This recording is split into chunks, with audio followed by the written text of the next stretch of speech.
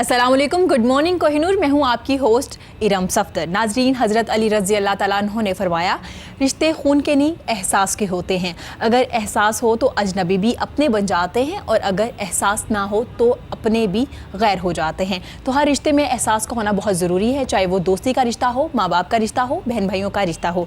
नाजरीन, आज के प्रोग्राम में हम बात करेंगे शायरी के बारे में, उर्दू अदब के बारे में, और बात करेंगे फ़िल्म के बारे में, फ़िल्म के स्क्रिप्ट के बारे में भी हम बात करेंगे, क्योंकि मेरे साथ मेरे बड़े प्यारे मेहमान मौजूद हैं जो हमें आज शायरी के बारे में भी बताएंगे और फिल्म के बारे में भी बताएंगे कि पाकिस्तान सिनेमा ने रिवाइवल तो कर लिया, क्या स्क्रिप्ट बहुत अच्छा है, क्या एक्टर अपनी एक्टिंग का हक अदा कर रहे हैं, स्क्रिप्ट होना कैसे चाहिए, इस बारे में भी हम बात करेंगे। इसके अलावा हम बात करेंगे, पाकिस्तान में आजकल एक वर्ड बड़ा सुना जाता है, ब्लैक फ्राइडे सेल लग गई है, आज इतने % सेल लग गई है। कौन लोग होते हैं ये जो सेल लगाते हैं और क्या असल में वो सेल होती भी है या नहीं होती। और फिर बाद में एक बहस शुरू हो गई, ब्लैक फ्राइडे जो है वो ग्रीन फ्राइडे में चेंज हो गया, क्योंकि लोगों ने कहा कि फ्राइडे तो ब्लैक नहीं होता, क्योंकि मुसलमानों के लिए जो फ्राइडे है वो मुबारक दिन है। इस बारे में भी हम बात करेंगे। हम बात करेंगे सिंगिंग के बारे में, सिंगिंग में प्रैक्टिस कितनी ज़रूरी होती है और सिंगर किन मुश्किलात से गुजरता है जब वो एक बेहतरीन सिंगर बनता है, इस बारे में भी हम बात करेंगे।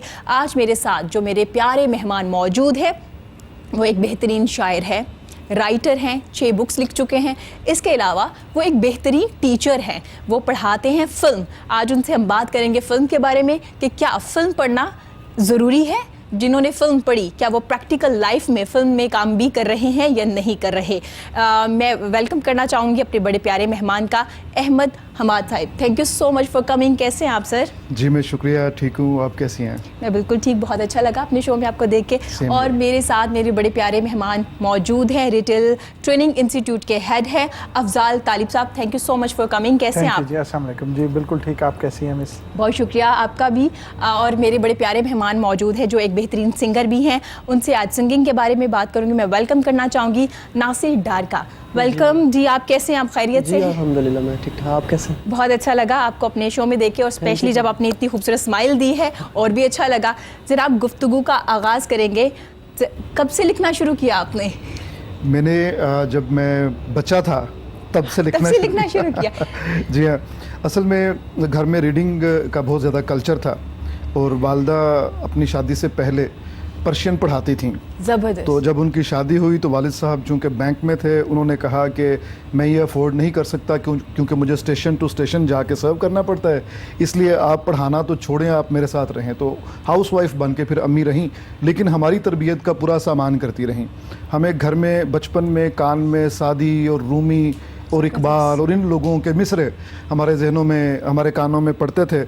और घर में अम्मी अब्बू जब डिस्कशन करते थे कि रूमी ने फ़लाँ मज़मून इस तरह से बांधा और इकबाल ने उसको उससे इस तरह से वो फैज़याब हुए, तो वो एक आपकी बचपन में तरबियत होना शुरू हो जाती है। बिल्कुल। उसके बाद मुझे भी बहुत ज़्यादा, मैं उस तरह का नालायक बच्चा ज़रूर था कि स्कूल में बैक बेंचर था, लेकिन घर में अम्मी अब्बू के सामने जानू तलम्मुस तय करता था, ऐसे दो जानू होकर बैठता था और सुनता था उनकी बातें। तो जो होते हैं बच्चों के रिसाले, वो घर में मैंने शुरू करवाए। अब्बा से कह के मैंने उर्दू और अंग्रेज़ी दोनों रिसाले शुरू करवाए ताकि मैं पढ़ूं और देखूं। तो 7वीं या 8वीं क्लास की बात है कि नज़में जो छपी, तो एक नज़म पकड़ के मैंने उसकी एक्सटेंशन की। जो छपी हुई थी किसी की, उसको बढ़ाया, 2 बंद मैंने खुद लिखे और जाके अम्मी को और बहनों को सुनाए कि ये इस तरह है। तो उनको यकीन नहीं आया कि ये इस तरह वज़न में उसी की एक्सटेंशन है। तो वो पूछ रहे थे कि आपका हिस्सा कौन सा है और राइटर का हिस्सा कौन सा है। ज़बरदस्त। From here it was actually एक वो था मेरे लिए इत्मीनान की बात थी, असर्शन था कि मैं भी लिख सकता हूँ। तो from that very moment I started off to write और I continued writing till date. ज़बरदस्त ज़बरदस्त। तो आपको लगा कि आपको शायर बनना है? जी हाँ, वो चूँकि नज़म थी। अच्छा मज़े की बात है इरम के, एक तो होता है मेथोडिस्ट पोएट जो मेथड अप्लाई करता है और वो सारा, तो शुरू में कुछ उसका क्राफ्ट या ग्रामर तो सीखी और असातिज़ा के सामने जानू तलम्मुस तय भी किया, लेकिन फितरत ने साथ साथ एक और फैसला कर रखा था कि मिसरे में वो जो दर्द का रस है जी, वो एसेंस जो है पेन का, ग्रीफ का रस, वो जब मिसरे में नहीं है तो मिसरा तर नहीं बनता। तो और वो एक मोहब्बत की कठाली से गुजारने के बगैर नहीं आता, उस एक्सपीरियंस से के बगैर नहीं आता। तो मैं भी फिर इस तजुर्बे से गुज़रा और एक बहुत लंबी तपस्या जिसे कहना चाहिए, उस तपस्या से गुज़रा ये एक वो तजुर्बा था जिसने मुझे हिज्र और विसाल की तमाम कैफियत से आशना करवाया। मुझे पता चला, पर्सनली पता चला कि इंतज़ार की कैफियत क्या होती है, उस दर्द में मिठास क्या होती है। जब इंसान किसी अपने मन चाहे को देखता है तो उस वक्त दिल की धड़कन बाहर आके दिल क्यों धड़कना शुरू कर देता है। अंदर जो बैठा हुआ दिल है चुपके चुपके से धड़कता है, वो बाहर या आपकी आंखों के अंदर आके कैसे धड़कना शुरू कर देता है। इन तमाम कैफियत से गुजरने का फ़ायदा मुझे ये हुआ कि वो तमाम चीज़ें, वो हिज्र और विसाल की कैफियत, वो इंतज़ार की और बिछड़ जाने की कैफियत, वो सारी मैंने शेर में समाना शुरू कर दी। उसका एक और ये फ़ायदा हुआ कि जब मैं अपने दोस्तों को, रिश्तेदारों को, या अब अपने सामीन को बड़े बड़े मुशायरों में जहाँ हज़ारों लोग सामने बैठे होते हैं, जब हम वो शेर सुनाते हैं तो एक हॉल में एक समझ लें कि ऐसी कैफियत होती है दाद की कि जैसे छत उड़ जाएगी। वजह यह है कि वो अपने आप को रिलेट कर पा रहे होते हैं कि मैंने ये जाना कि गोया ये भी मेरे दिल में है। उनको ये लगता है कि ये तो हमारी ही बात कर रहा है। हमें भी जब कोई अच्छा लगा था तो हमारी भी यही कैफियत थी, जब वो अच्छा हमसे बिछड़ गया तो हमारी भी यही कुरलाट थी अंदर से, जो इसने शेर में समो दी है। तो ये है कि एक फ़ायदा कम अज़ कम उस मोहब्बत का ये हुआ। और मैं ये समझता हूँ कि नफ़रत भरी इस दुनिया में हर इंसान को मोहब्बत ज़रूर करनी चाहिए। ये आपको प्योरीफाई करती है, जैसे सोने को आग कुंदन बना देती है, शख्स को, रूह को मोहब्बत की तपिश वो उसको नायाब कर देती है। वाह। कहा जाता है कि जो शायरी है लिखते रहने से और टाइम के साथ साथ निखरती है, ऐसा ही है? जी बिल्कुल ऐसा ही है। मश्क जिसे कहते हैं हम, रियाजत जिसको हम कहते हैं, या रियाज करना। मीर तकी मीर साहब रोज़ाना 2 गज़लें रियाज की लिखते थे, और ये वो 2 गज़लें हैं जो उन्होंने अपने दीवान में नहीं रखी। इसके बावजूद उनके 6 दीवान हैं।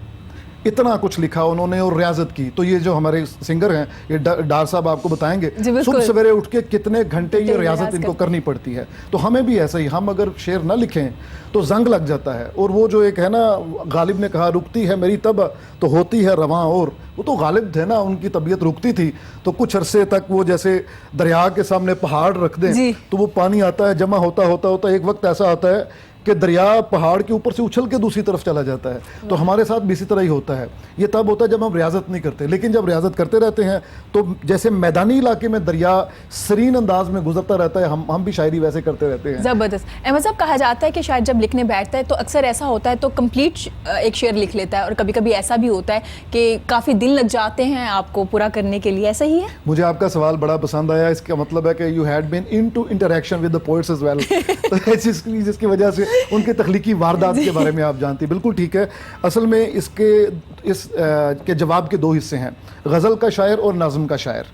जो गज़ल का शायर है वो कहीं से भी मिसरा उसको आमद होती है और उस मिसरे को वो नोट कर लेता है। हो सकता है पूरा शेर आमद हो जाए, ये खुदा की अता है। क्योंकि हम हर वक्त उस मसले में गुम रहते हैं, इसलिए हमें कहीं ना कहीं से सूझ जाता है मिसरा या शेर पूरा सूझ जाता है। लेकिन उसको जब हमने गज़ल मुकम्मल करनी है तो मश्क करनी पड़ेगी, घर जाकर रियाजत करनी पड़ेगी, मेहनत करनी पड़ेगी। उस मेहनत से फिर हम एक शेर के 5, 7, 9, 11 जितने भी शेर लिखना चाहें। ये तो है गज़ल गो का जो एक वो तो वारदात है। नज़्म की क्या वारदात है? नज़्म में भी एक मिसरा सूझता है, लेकिन नज़्म मुनज़्ज़म चीज़ होती है। गज़ल तो जिसको नीम वहशी सिन्फ कहा है हमारे कलीमुद्दीन अहमद ने। वहशी क्या होता है? जंगली, मुंह उठा के इधर भाग लिया, फिर उधर भाग लिया, फिर उधर भाग लिया।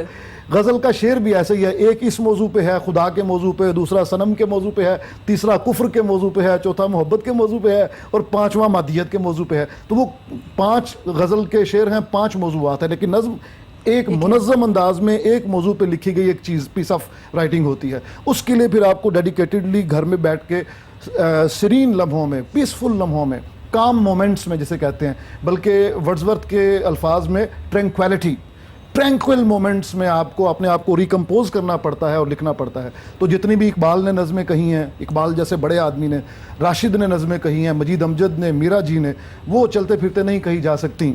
वो सारी बैठ के मुफस्सल अंदाज में तवील इस्तिग़राक़ के बाद वो फिर लिखी जाती हैं, फिर काटी जाती हैं। आखिरी में चलते चलते आपको बताता हूँ, इकबाल जब नज़म कह रहे थे टीपू सुल्तान पे, तो टीपू सुल्तान जैसे बड़े आदमी, तो उन्होंने कहा कि दरमयाने कारज़ारे कुफ्रुद्दीन तरकिशे मा रा खुदंगे आखिरी, कि कुफ्रुद्दीन के मार्के में हमारे पास ये आखिरी तीर था जो हमने चला दिया है हिंदुस्तान में। जब ये सरंगापटम वाला वाक़या हुआ तो लोगों ने इकबाल का ये सुना तो उछल गए। इकबाल इतना अच्छा शेर, इकबाल ने क्या जवाब दिया? इकबाल ने कहा, अच्छा क्यों ना होता 37 बार काटा है, तो वो जो काटने का अमल है बार बार, ये चलते फिरते नहीं हो सकता। चलते फिरते नहीं हो जी हाँ, सकता। ये बैठना है, आपने खुद अपने ऊपर फिल्टर लगाना है। आपका एडिटर, हमारा एडिटर जो है हाँ जी, फिल्म का, बिल्कुल। वो हमारे अंदर होता है। हम एडिट करते हैं बार बार। इकबाल जैसा बड़ा आदमी जिंदगी के आखिरी हिस्से में भी 37 दफा अगर अपना एक शेर काट सकता है, वाह। तो आप इससे अंदाजा करें कि हमारे लिए उसने क्या मायार तय किया बिल्कुल ऐसे कि ये ही है। मायार, इस मायार पे आएंगे तो शायर बनेंगे। जबरदस्त। इसका मतलब है कि जो शायर है वो भी सीखता है, प्रैक्टिस करता है। प्रैक्टिस जिंदगी में हर फील्ड में करनी चाहिए। एक शायर भी प्रैक्टिस करता है। सर, आज आप मेरे शो में खवातीन को बड़े पसंद आने वाले हैं, क्योंकि आज हमें आप अच्छा। सेल्स के बारे में I'm feeling बताएंगे। मैं पूछना चाहूंगी, ब्लैक फ्राइडे कुछ अरसे से पाकिस्तान में भी सेलिब्रेट किया जाना शुरू कर दिया गया है। ब्लैक फ्राइडे है क्या? बेसिकली डिस्काउंट और सेल्स तो वैसे भी लगी होती हैं, आप देखते हैं जब विंटर में, समर में। तो अब ये ब्लैक फ्राइडे क्या है?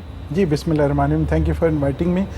ब्लैक फ्राइडे जो है ना, बेसिकली यूरोप से एक चीज़ आई है, पाकिस्तान में आई। पहले ब्लैक फ्राइडे के नाम से ही इन लोगों ने प्रमोट किया इसको। पहले 1-2 साल बहुत ज़्यादा इसको शोहरत मिली, लोगों ने एतराज़ किया। जो एक सेंटिमेंट था मजहबी, उन्होंने कहा जी चूँकि ब्लैक हमारा फ्राइडे मुकद्दस दिन है और ब्लैक नहीं हो सकता, ठीक है। तो इन लोगों ने फिर नेम चेंज कर दिया। Basically it's a very good marketing and promotional activity to drain your outfits. सारे का सारा स्टॉक जो साल का जमा होता है ना इरम, वो ड्रेन हो रहा होता है। और फीमेल्स वेट करती हैं। जैसा हमने कुछ साल पहले अगर आप पीछे चल जाए तो ख़वातीन जो लॉन में समर में वेट करती थी कि जी समर सेल लगेगी तो पूरे साल का स्टॉक 6 सूट, 10 सूट, 15 सूट जितनी कैपेसिटी है वो हम उठा लेंगे। Now people are waiting for this particular event. अच्छा, इसके नाम बड़े खूबसूरत हो गए जी। किसी ने इसको वाइट फ्राइडे का नाम दे दिया, किसी ने इसको ब्लेस्ड फ्राइडे का नाम दे दिया। अभी रिसेंटली मैं कुछ देख रहा था तो ग्रीन फ्राइडे का नाम दे दिया कि 12 रबीउल अव्वल की निस्बत से, चूंकि गुंबद खिजरा का, आप सल्लम के गुंबद का वो जो रंग है वो दैट इज़ ग्रीन, तो ग्रीन फ्राइडे के नाम से। असल में नाम जो मर्जी दे लें, असल में मार्केटिंग टेक्निक है कि पूरे साल का जो स्टॉक होता है या वो स्टॉक जो ज़्यादा सेल नहीं हो रहा होता, रुका होता है, उसको ड्रेन आउट करने का एक तरीका है। और ख़वातीन वेट करती हैं। आपने देखा होगा 1-2 ब्रांड्स पे सेलें लगती हैं, लोग आपस में थप्पड़ मारते हैं, हाँ, बिल्कुल, मुक्के मारते हैं, झगड़ती हैं ख़वातीन, ठीक है, because female has a craze. सिनफ़े नाजुक है, रंग पसंद है, वैसे ही ठीक है। मुसीबत पड़ी होती है, कोई इवेंट आ जाता है तो सबसे बड़ी मसला क्या होता है जी मैं क्या पहनूंगी, ठीक है, जूता क्या पहनूंगी, कपड़े क्या पहनूंगी। वार्डरोब में 60 सूट पड़े हुए, वो जी फ़लाँ फंक्शन पे तो ये फ़लाने देखा हुआ है, तो फ़लाने देखा हुआ है। तो और ये जो ब्रांड्स वाले हैं दे आर वेरी हैप्पी कि जी ख़वातीन है तो हमारा कारोबार चल रहा है, ठीक है। बिकॉज एक खातून को ऑन एवरेज जितने कपड़े चाहिए, हर रंग के साथ मैचिंग जूता चाहिए, मैचिंग एक्सेसरीज चाहिए, तो लोग इसलिए सेल्स लगाते हैं। अच्छा, होता क्या है, आपको डिफरेंट गिमिक्स के ज़रिए आपको अट्रैक्ट किया जाता है। पहले तो इनकी कैप्शंस बड़ी होती हैं, चलो चले सेल लगी है, आओ चले सेल लगी हैं, huge discount, flat discounts up to, अच्छा अप टू कहीं छोटा सा होता है, ठीक है, अप टू 70% ऑफ। अगर आप जाके देखें माइंडली शायद एक चीज़ आपको 70% ऑफ पे मिलेगी, रिमेनिंग 5-10% जी न्यू अराइवल है, वो 70% ऑफ वो लगी है एंड आपको ट्रैक कर लिया, आप स्टोर में आ गए, ठीक है जी, अपना टाइम खर्च के, पेट्रोल खर्च के, एनर्जी खर्च के, नाउ यू आर बाउंड, आपने कुछ ना कुछ इतने कलर्स हैं, कुछ ना कुछ तो लेना ही लेना है, ठीक है। तो दीज आर बेसिकली गिमिक्स। कुछ लोग ऐसे भी करते हैं कि फास्ट सेलिंग आइटम्स इन दिनों में ऑफ कर देते हैं, आप देख ही नहीं सकते। असल में तरीका ये कि डिस्काउंट दे के वो अपनी होल्डिंग कॉस्ट जो होती है कि साल पूरा उसको होल्ड करने की कॉस्ट होती है वो बचा रहे होते हैं और अपना स्टॉक ड्रेन कर रहे होते हैं। लेकिन एक कस्टमर को भी एक एज ए कस्टमर देखें तो अगर एक चीज़ एक शख्स की रेंज में नहीं है, उस पर 30% 40% ऑफ है तो वो शायद उसके बजट में आ जाता है और कस्टमर थिंक कि जी उसको एक अच्छा बार्गेन मिल, दोनों के लिए फ़ायदा हो जाता है, दोनों के लिए फ़ायदा होता है, उनका स्टॉक निकल जाता है, सेल्स एकदम जंप कर जाती हैं। कस्टमर ये है कि उसको अच्छा बार्गेन मिल रहा होता है। इन सर्टेन केसेस जैसा अभी आप इंटरनेट पे देखें, ऑनलाइन शॉपिंग में या वैसे अप टू 50 मतलब फ्लैट 50 भी मिल जाता है। तो आधे कीमत में जब आपको चीज़ मिल रही है, एक तो बजट में आ रही है, दूसरा आप वो ब्रांड पहन के अच्छा फील करते हैं तो आप भी उस पे आ जाते हैं। तो आजकल आपने देखा होगा मॉल्स में लाइन लगी जिगजैग, ब्रांड ने सेल अनाउंस की है और पीपल आर वेटिंग, मतलब मॉर्निंग टाइम में 12 o'clock ओपनिंग है तो लोग 9 बजे पहले पहुंचे हुए हैं, 2 से 3 घंटे पहले लोग वेट कर रहे हैं उसके लिए, बिकॉज पीपल वांट कि जी मैं पहनूं, मैं शो ऑफ करूं, मैंने ये ब्रांड पहना है, मैंने ये पहना है, यू नो शशके चलते अच्छा, हैं आपने आजकल। जिक्र किया खवातीन बड़ा खुश होती हैं, तो मेरे ख्याल में आजकल मर्द हजरात जो हैं वो भी ब्रांड कॉन्शियस हैं।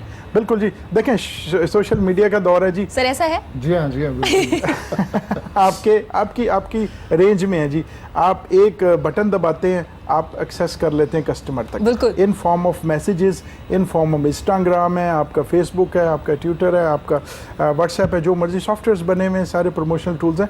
तो मर्द भी बिल्कुल देखा देखी, जैसा मर्दों के सलून्स भी बन गए, ठीक है, मर्द भी फैशन कॉन्शियस हो गए, मर्दों में भी अब डिसिप्लिन आ गए, टाई के साथ मैचिंग ट्राउज़र कौन सी होनी चाहिए, शू किस तरह से आपने मैच करके पहना है, ब्राउन शू इन है आजकल, फ्लां कट इन है, तो मर्द भी कॉन्शियस हो गए, बट फीमेल्स में ज़्यादा क्रेज़ है। दैट इज़ द रीज़न अब फीमेल्स में ब्रांड ज़्यादा देखते हैं, ठीक है, फीमेल्स के ब्रांड भी ज़्यादा, और किड्स के, चूँकि डिसीजन मेकर फीमेल है एंड हैंस मार्केट भी उस तरफ ही रिटेल की चली गई हुई है। तो ये है कि अभी देखिएगा, ये ब्लेस फ्राइडे ख़त्म होगा तो साथ ही विंटर सेल्स आ जाएंगी। जी बिल्कुल। इट्स एन अदर एडवांटेज के जी जो रह गए हैं लोग, वो विंटर सेल में आके वो कर लें और सारा स्टॉक पूरे साल का जो है वो निकल अच्छा, मैं यहाँ पे एक सवाल करना चाहूँगी। मुझे ऐसा लगता है जब सेल्स लगती है, ठीक है, दोनों को फ़ायदा हो रहा था, लोगों को अच्छी चीज़ें भी मिल रही होती है।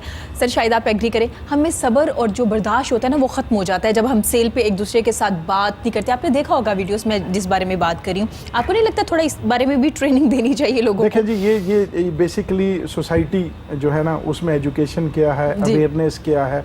अब ट्रैफिक से उठा लें, आप जीटी रोड की मिसाल और मोटरवे की मिसाल ले लें, वहाँ पे डिसिप्लिन है, यहाँ पे नहीं तो ओपन है। एक बार्गेन मिल रही है ना, अब ख़वातीन में ये यार ख़त्म ना हो जाए, ठीक है जी, लिमिटेड आर्टिकल्स हैं, वो एडवर्टाइज ही ऐसे करते हैं, फिर ना करना खबर ना हुई, हाँ, ये items this offer is valid till stocks last, ओए पता नहीं क्या हो जाएगा, कल मैं जाऊंगी तो बिल्कुल ही कचरा रह जाएगा, बिल्कुल ही नहीं मिलेगा।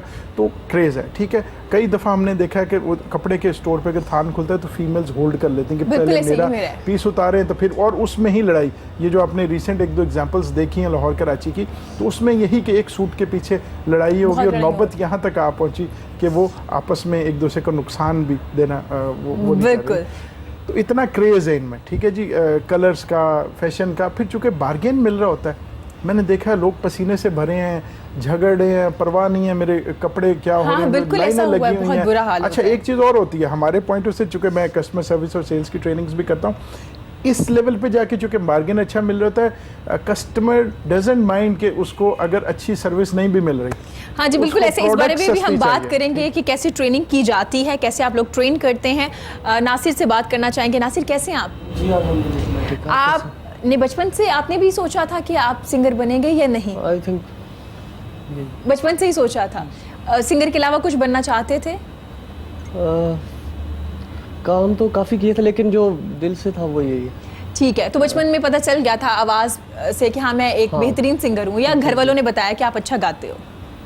नहीं, मैं बचपन में ही गाता था, ठीक है। जब मैं छोटा स्कूल टाइम, तो स्कूल में भी मुझे काफ़ी नगमे पढ़ा करते थे स्कूल तो में? काफ़ी दोस्त फ्रेंड, तो वैसे भी मुझे जुनून था। ठीक है, तो घर वालों ने कहा कि हाँ ठीक है आप सिंगर बन जाओ? नहीं, घर वालों ने तो नहीं इस चीज़ को तो क्या कहा घर वालों ने? जब अब आके मैंने किया है, ये 2 साल कंप्लीट होने वाले हैं जनवरी में, ठीक है, प्रॉपर्ली मैंने जो स्टार्ट लिया, फिर मैंने कुछ भी नहीं और किया, जो काम करता था वो छोड़ दिया। क्या काम करते थे आप पहले?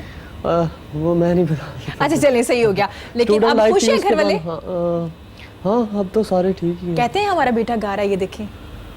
देखिए, मैंने एल्बम की हुई है ऑलरेडी मार्केट में, तो काफ़ी लोग लाइक भी करते हैं, और जिनको लगता है कि यार इस बंदे में टैलेंट है, वो काफ़ी सपोर्ट भी करते हैं। ज़बरदस्त ज़बरदस्त, ये बड़ी अच्छी बात है जी। अगर किसी में टैलेंट हो उसे सपोर्ट भी करना चाहिए, बड़ा ज़रूरी है। सर, जो शायर होते हैं क्या उनके भी उस्ताद होते हैं? जी हाँ, बिल्कुल उस्ताद होते हैं। हर शायर के उस्ताद हैं। उस्ताद मीर हसन अल्लामा इकबाल के शायर वो उनके उस्ताद थे।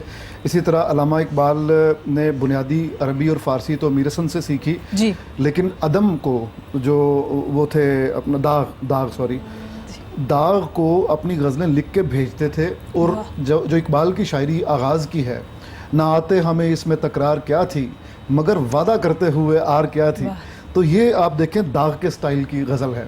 तो इकबाल ने इब्तदा दाग के स्टाइल में की अपने उस्ताद के नक्शे कदम पे। तो हम तो जाहिर है उस्ताद के बगैर तो, बल्कि ये तो किसी को शर्मिंदा करना हो तो आप उसे कहते हैं तू बेउस्तादा है कि तुमने किसी उस्ताद के सामने अपने जानवे तलम्मुज़ तय नहीं किए। तलम्मुज़ का मतलब शागिर्दी, जी। तो इसको तय करें, उनके सामने बैठें दो जानू हो के, सर झुका के, ताकि उस्ताद का फैज़ अब तक पहुँचे। और ज़बरदस्त। वो जो फ़न है अपना आप हम पे नहीं खोलता, वर फ़न शायरी हो, फ़न मौसीकी हो, हम पे तब तक नहीं खोलता जब तक उस्ताद का दस्ते शफ़क़त हमारे सर पे नहीं वाह। होता। तो सर आपके उस्ताद कौन है? मेरे खालिद अहमद मरहूम, अल्लाह ताला उनको गरीक रहमत करे। आमीन। खालिद साहब ने पीटीवी के लिए बहुत काम किया, और हम लोग ये जो गड़ी शाहू में एक जी, रेस्टोरेंट जी। है, वहाँ पे एक आम सा चाय का ढाबा, तो रात 12-1 बजे तक उनके सामने बैठते थे और बच्चों की तरह बैठते थे और उनको दिखाते थे, सर ये लिखा है, ये लिखा है। उनकी अच्छी आदत ये थी कि वो जो अच्छा मिसरा या शेर सुनते थे, वो पकड़ के सब दोस्तों को आज एक बहुत अच्छा मैंने ज़बरदस्त। मिसरा सुना है, शेर सुना है, आए आके सुने।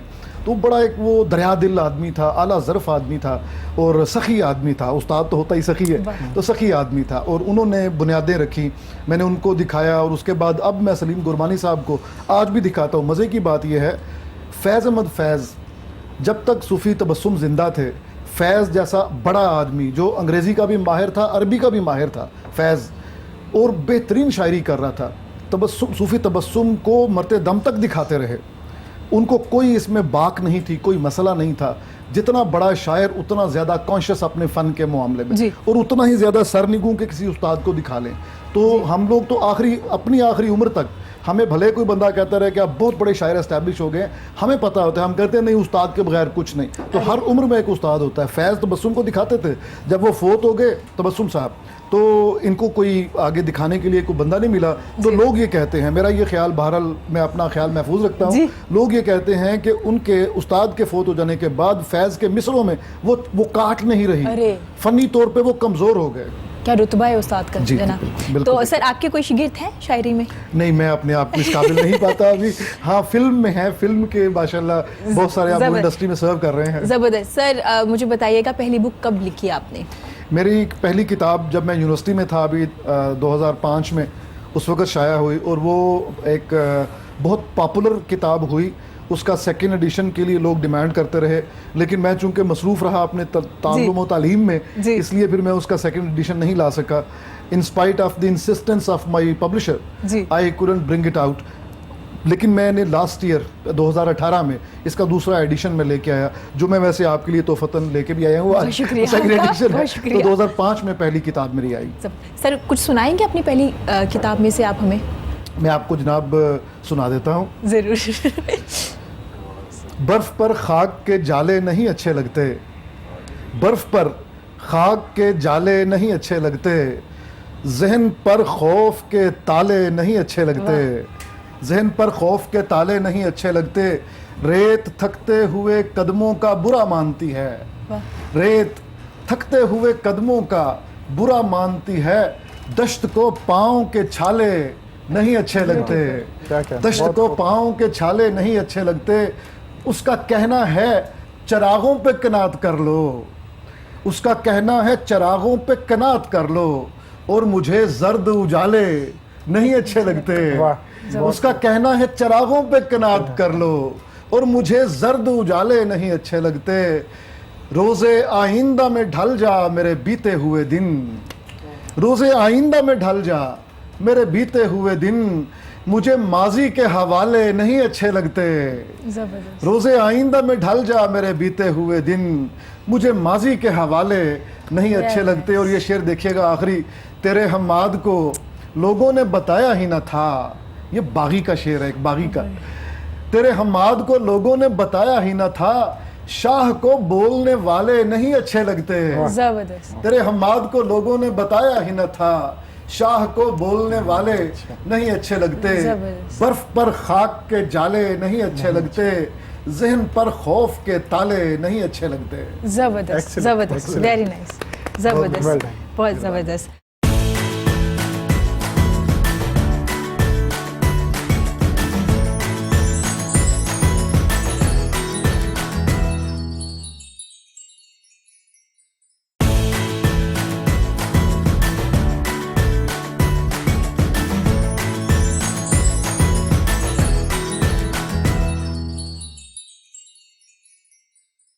मुझे बताइएगा कि कैसे लोग कॉन्शियस हो गए, ब्रांड कॉन्शियस हो गए। आपने देखा होगा दिन ब दिन ज़्यादा कॉन्शियस होना शुरू हो गए। जो अफोर्ड नहीं कर पाता वो वेट करता है सेल का, तो कैसे अट्रैक्ट करते हैं आप अपने कस्टमर को?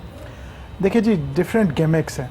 लोग डिज़ाइंस में वैरायटी ला रहे हैं, लोग कलर्स में वैरायटी ला रहे हैं, लोगों ने स्टोर्स बहुत अच्छे अच्छे, मतलब एक ब्रांड है ना, once you step in you see the entire new world, wow, एक वाओ फैक्टर आ गया कस्टमर सर्विस में, it's a new term, wow factor. आप स्टोर में स्टेप इन हो, स्टोर में ग्रीनरी का एलिमेंट आ गया है, स्टोर्स बहुत अलाइव हो गए हैं, ठीक है। ये ब्रांड्स को इनडायरेक्ट जो है उसकी जो पोजीशनिंग एक चीज़ होती है कि कस्टमर के माइंड में ब्रांड की पोजीशनिंग क्या है, वो डेवलप करते हैं। फिर आपके लेटेस्ट कट्स हैं, डिज़ाइन है, यू कीप ऑन हैम्बरिंग कि जी I am wearing this brand, I am wearing this brand, इसके कट्स ये भी नई इन्वेंट्री आई है, ये नया स्टाइल आया, तो मैं एंड हेंस लोग मेरे ख्याल में स्टेटस कॉन्शियस ज़्यादा हो गए हैं, शो ऑफ आजकल चलता है। वही बात जो आसान वर्ड में एक आम बंदे के लेवल पे शशका जिसको बोलते हैं तो वो ज़्यादा चलता है कि आप किसी पार्टी में, किसी तकरीब में गए या इवन किसी फैमिली में बैठे हैं तो फीमेल फील्स प्राउड कि जी मैंने फ़लाँ ब्रांड पहना हुआ है, ये फ्रां की लेटेस्ट बिल्कुल सोशल मीडिया पे पिक्चर लगाने के बाद स्पेशल नीचे मेंशन किया जाता है ब्रांड्स को, आपने देखा होगा। इससे पहले तक आपके मीडिया तक था कि जी वार्डरोब बाय या आउटफिट बाय, बट अब वो उन्होंने अपना एक टैग बना लिया कि जी ये है, और इस तरह से हम वो चलते। तो इतना ज़्यादा ब्रांड्स जो ना, इसमें मार्केटिंग में बहुत काम होता है, एडवर्टाइजमेंट में अगर आप देखें तो ब्रांड्स जो है ना लोगों के दिमागों में घुस जाते हैं। अब आपने सुना 4-5 साल पहले तक कोई सोच सकता था कि एक लॉन का सूट 15,000 रुपये का बिक सकता है? A simple lawn suit बिल्कुल can be selling at वरना लोग शादियों पे 15,000 वो इतने एक्सपेंसिव कपड़े लिया और करते एक आम लॉन का सूट है, और ऑनलाइन भी बिक रहा है, पूरे पाकिस्तान में बिक रहे हैं ब्रांड के नाम से कि नाम फलां एक्ट्रेस का लग गया, फलां डिज़ाइनर का लग गया, and hence people are preferring to buy it. और ये वो लोग हैं लीड क्लास जिसने शायद एक से दूसरी दफ़ा पहनना नहीं है इसको, ठीक है। तो फिर इन्हीं को देखा देखी इंटरनेशनल ब्रांड्स भी जंप इन हो गए, इंटरनेशनल ब्रांड्स भी आ गए। वो एक हाई लेवल का है, वो इलीट है, जो 2-3% का लोग हैं, वो लोग हैं जो बाहर फिरते हैं, दुबई से शॉपिंग करते हैं, अमेरिका से कर ली, सिंगापुर से, मलेशिया से, and they feel very convenient कि जी पाकिस्तान में भी वो ब्रांड खुल गया, या चेन ऑफ स्टोर्स खुल गए हैं और मुझे बाहर नहीं जाना पड़ेगा और मैं यहाँ से भी ख़रीद लूँगा। वो डॉलर्स में चूँकि ख़रीदा होता है, उनके लिए प्राइस कोई मायने नहीं रखती, उनके लिए वो ब्रांड का टैग जो है ना वो मायने रखता है। लोग शो ऑफ ज़्यादा करते हैं, दिखावा ज़्यादा करते हैं और पसंद करते हैं, और आजकल मार्केट नॉर्म है, ठीक है। फिर इसी तरह ये इफ़ेक्ट होता है चूँकि मीडिया में ये चीज़ हाईलाइट हो रही है, ब्रांड एडवर्टाइज कर रहे हैं। नासिर, आप ब्रांड कॉन्शियस हैं या कुछ भी पहन लेते हैं जो अच्छा लगता है कि जो मिल गया जबरदस्त, बड़े सादा है जी हमारे सिंगर, जो मिल गया। लेकिन ये थोड़ी होती है सिंगिंग में थोड़ा सा, जैसे सर कह रहे थे कि चोशापन या ये वो चीज़ें, अगर ये हम ना करें तो फिर हमें ना वो कहते हैं यार ये सिंगर क्या है, ये तो, हाँ, बिल्कुल ऐसा है, ये तो हमारे यू गेट नोटिस्ड, जितना आपने डिफरेंट किया होगा ना, यूनिकनेस होगी तो आप नोटिस्ड होंगे। जो आम जनता उससे थोड़ा सा अलग, ठीक है, पहनना पड़ता है। मामले में ब्रांड कॉन्शियस जरूर होंगे बिल्कुल। कि फलां साउंड है और फलां कंपनी का है तो हमें वो स्पीकर इस्तेमाल करना है, या वो माइक होना चाहिए, या वो पियानो होना चाहिए, उसके बारे में कॉन्शियस होंगे आप। वो तो क्योंकि वो रिक्वायरमेंट है उसके लिए, अगर वो हम ना करेंगे तो फिर हम वो रिजल्ट नहीं दे सकेंगे, क्योंकि वो बेस है ना, उसने इनको सपोर्ट देना है और ये ग्रो करना है इन्होंने। वो अगर ना होगी तो हम नहीं होंगे, ठीक है, उसके ज़रिए, क्योंकि वो भी हमारा पार्ट्स है। और जैसे कि कोई भी चीज़ रिजल्ट वाइज अच्छी नहीं होगी, जैसे सर कह रहे हैं कोई भी ब्रांड का रिजल्ट अच्छा नहीं होगा तो वो फ्लॉप है, तो उसलिए वो बिल्कुल ज़रूरी है। ज़बरदस्त, मुझे बड़ी अच्छी लगी इनकी बात कि मैं कुछ भी पहन लेता हूँ, लेकिन जब मैं जाता हूँ तो मुझे कॉन्शियस होना पड़ता है लोगों के लिए। ज़बरदस्त जी, हमें ज्वाइन किया है उस्मान राना ने, जो एक एक्टर हैं। वेलकम टू द शो, कैसे हैं आप? मैं बिल्कुल ठीक हूँ जी। यहाँ वक्त हुआ है एक गाने का, क्योंकि मैं अगर उस्मान भी आ चुके हैं तो हम नासिर से रिक्वेस्ट करें अपनी खूबसूरत सी आवाज़ में हमें अपना खूबसूरत की सिंगिंग के बारे में आप। मुझे बहुत अच्छा लगा, और वो कहते हैं कि जो अपनी ज़ुबान में गा नहीं सकता, बोल नहीं सकता, वो गूंगा है। तो मुझे खुशी हुई कि इन्होंने गायकी के लिए अपनी ज़ुबान का इंतखाब किया। हमारी पंजाबी जैसी मीठी कौन सी ज़ुबान है, तो मैं तो मुतअस्सिब हूँ पंजाबी के बारे में। जो कोई पंजाबी पे बात करता है हम कहते हैं आप खामोश हो जाएं, आपको हक नहीं है हम पे बात करने का। बिल्कुल ऐसा ही है। मैंने शायरी पंजाबी में भी इसीलिए लिखी। आपको इंटरेस्टिंग बात बताता हूँ कि I started off my journalistic career as an English journalist. तो जितना कुछ भी मैंने जर्नलिज्म में लिखा वो अंग्रेज़ी में लिखा, लेकिन one fine day I took a decision कि अपनी क्रिएटिव पोटेंशियल जो है वो सिर्फ या तो अपनी मादरी ज़ुबान को देनी है या कौमी ज़ुबान को देनी है, किसी बैनुल-अक़वामी ज़ुबान को नहीं देनी। Therefore I did not write poetry in English, और स्ट्रिक्टली मैंने ये डिसीजन लिया। It was a principle decision forever।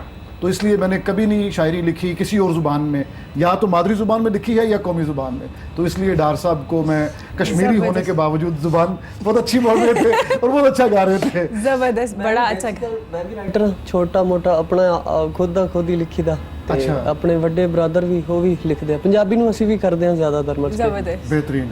ਉਹ मैं ਹੁਣ लैंग्वेज ही पंजाबी। और अच्छी बात है, और आप अगर इस तरह से बात करेंगे तो ज्यादा अच्छा है, आप ज्यादा अच्छे तरीके से इसमें बात I would कर like to पाएंगे। add, I would like to add, एक तो मादरी जुबान में इट्स वेरी इजी, हाँ, ठीक है, टू स्टार्ट विद, क्योंकि आपकी रूट्स होती हैं उधर, आपने जब आंख खोली सुनी यही, बोली यही, स्टार्ट इधर से किया। दूसरा पंजाबी में डेप्थ बहुत है। हाँ बिल्कुल। आप देखें जैसा कहते हैं हर 30 या 50 किलोमीटर के बाद चेंज हो रही है, मुख्तलिफ किस्म का एस्पेक्ट है, और बिल्कुल। इतना बड़ा स्पेक्ट्रम है, मतलब पूरी दुनिया में अब पंजाबी स्पीकिंग आपको मिल जाते हैं, तो बड़ा अच्छा सेगमेंट है जो ये ਪੰਜਾਬੀ ਦਾ कर ਕੋਈ ਵੀ सकते हैं। ਗੀਤ ਗਾਇਆ ਜਾਂਦਾ ਨਾ, ਚਾਹੇ ਉਹ ਸੈਡ ਵਾ, ਰੋਮਾਂਟਿਕ ਵਾ, ਅੱਜ ਕੱਲ ਦਾ ਗੈਂਗਸਟਰ ਟਾਈਪ बिल्कुल। ਜਾਂ ਕੋਈ ਵੀ ਆ, ਪੰਜਾਬੀ ਦਾ ਗੀਤ ਕੋਈ ਵੀ ਆ ਨਾ, ਉਹ ਚਾਹੇ ਗੋਰਾ ਵਾ ਚਾਹੇ ਉਹ ਕੋਈ ਵੀ ਆ, ਉਹ ਉਹਨੂੰ ਲਾਈਕ ਕਰਦਾ बिल्कुल, क्योंकि और वो हिट रहता है। नुसरत फतेह अली खान ने सारी दुनिया को पागल बना दिया है पंजाबी गा के। बिल्कुल ऐसा और है। दूसरी बात ये कि पंजाबी का मैजिक है कि चाहे आप सिंधी ज़ुबान के हैं, चाहे आप पश्तो ज़ुबान के हैं, आपको पंजाबी गानी पड़ती है। सजाद अली को गानी नहीं पड़ी, बिल्कुल, ज़रा सबको, रहीम हर शाह को सिंगर पंजाबी गानी नहीं पड़ी। पंजाबी का मैजिक है। एक आखिरी बात में, आप बड़ी इंटरेस्टिंग बात आप एंजॉय करेंगे जी। इस बात को। एक दफ़ा फिरदौस जमाल साहब के घर हम बैठे हुए थे। फिरदौस जमाल अदाकार तो बहुत खूबसूरत हैं ही, लेकिन बुनियादी तौर पे वो गुलूकार हैं और गायकी पे बड़ी उनकी दस्तरस है। उन्होंने एक बड़ी मज़े की बात बताई। उन्होंने कहा आप मौसीकी का जोग्राफिकल जो जर्नी है वो देखें। उन्होंने कहा जब पहाड़ का आदमी गाता है तो चूंकि पहाड़ में आवाज़ गूंजती है, तो वो एक एको उसके जहन में रहता है, वो उसके मुताबिक फिर गाता है। तो उसकी जो बीट्स हैं, जो उसके वोकल्स हैं, वो पहाड़ के मुताबिक है। जैसे ही आप उतरते हैं पोटोहार के इलाके में आते हैं, यहाँ आवाज़ जरूर थोड़ी सी लंबी होना शुरू होती है, क्योंकि पोटोहार पे गूंज उस तरह की नहीं है। जब पंजाब के मैदानी इलाकों में जैसे लाहौर है, आगे जनूबी पंजाब तक है, यहाँ की पंजाबी और मौसीकी और है। जैसे ही आप समंदर के पास पहुँचते हैं तो समंदर में दूर आवाज़ देने के लिए दूर जोर से बोलना पड़ता है। समंदर में गूंज नहीं है। एक मल्लाह ने दूसरे मल्लाह को अलर्ट करना है तो बहुत ऊंची आवाज में। इसलिए आप ए आर रहमान की देखें मौसीकी और उसकी गायकी, वो पूरी आवाज में जोश से गा रहा होता है। वो करते हैं कि लाइक कोई जैसे आपने पहाड़ों का किया उसके हिसाब से वो सॉन्ग को करते हैं, ठीक है। उसमें रिवर्ब बहुत के जो यहाँ पे बैठ के कर रहे हैं ये और है। आपने बहुत अच्छा ये मैंने आप कहा था ना, आपको पसंद आएगी बात। हाँ, बड़ी आप एक दो चीजें देखें, जैसे जी। भंगड़ा वगैरह है। मैं एक दो फेस्टिवल्स लाहौर में जो बड़े लगते हैं तो उनमें जब शिरकत की तो बड़े बड़े नामवर लोग आए हुए थे, बट वो एक सिखों का बैंड है जो बड़ा मशहूर है यूके में। जैसे ही उसने आके परफॉर्मेंस की, एवरीबॉडी वाज लाइक दिस, और सब लोग स्टेज के आसपास आ गए और वो एक रंग ही फर्क चढ़ा। उनका 2 घंटे का टाइम था, मेरे ख्याल में 3.5-4 घंटे उनको चलाया गया कि ऑडियंस पसंद कर रही है। एक दिन की परफॉर्मेंस थी, ठीक है, देवर बाउंड, उनको दूसरे दिन फिर इनवाइट किया गया और फिर परफॉर्म कराया। जबरदस्त। सर आपने बात की अंग्रेजी, उर्दू, पंजाबी की। आप देखते हैं कि मॉम कहते हैं और अम्मी में जो प्यार नजर आता है वो मॉम में नहीं आता। बड़ा वो एक रिश्ता जो है ना पता चलता है, जैसे ब्रदर और भाई, माँ जी बल्कि ज्यादा। ये बड़ी अच्छी बात। पंजाब के रहने वाले लोग हैं, अगर हम पंजाबी नहीं बोलते तो मज़ा नहीं आता। हाँ, बिल्कुल ऐसा ही। तो माशाल्लाह नासिर डार साहब बहुत अच्छे सिंगर हैं। थैंक यू ब्रो, मेरे भाई हैं। और जब तक पंजाब में रह के पंजाबी मतलब ज़ुबान में कोई शायरी हो या कुछ और मतलब गाना हो तो वो मज़ा नहीं रहता। बिल्कुल ऐसे ही। और पहाड़ा और गाली ये दोनों पंजाबी जुबान और अपनी मादरी जुबान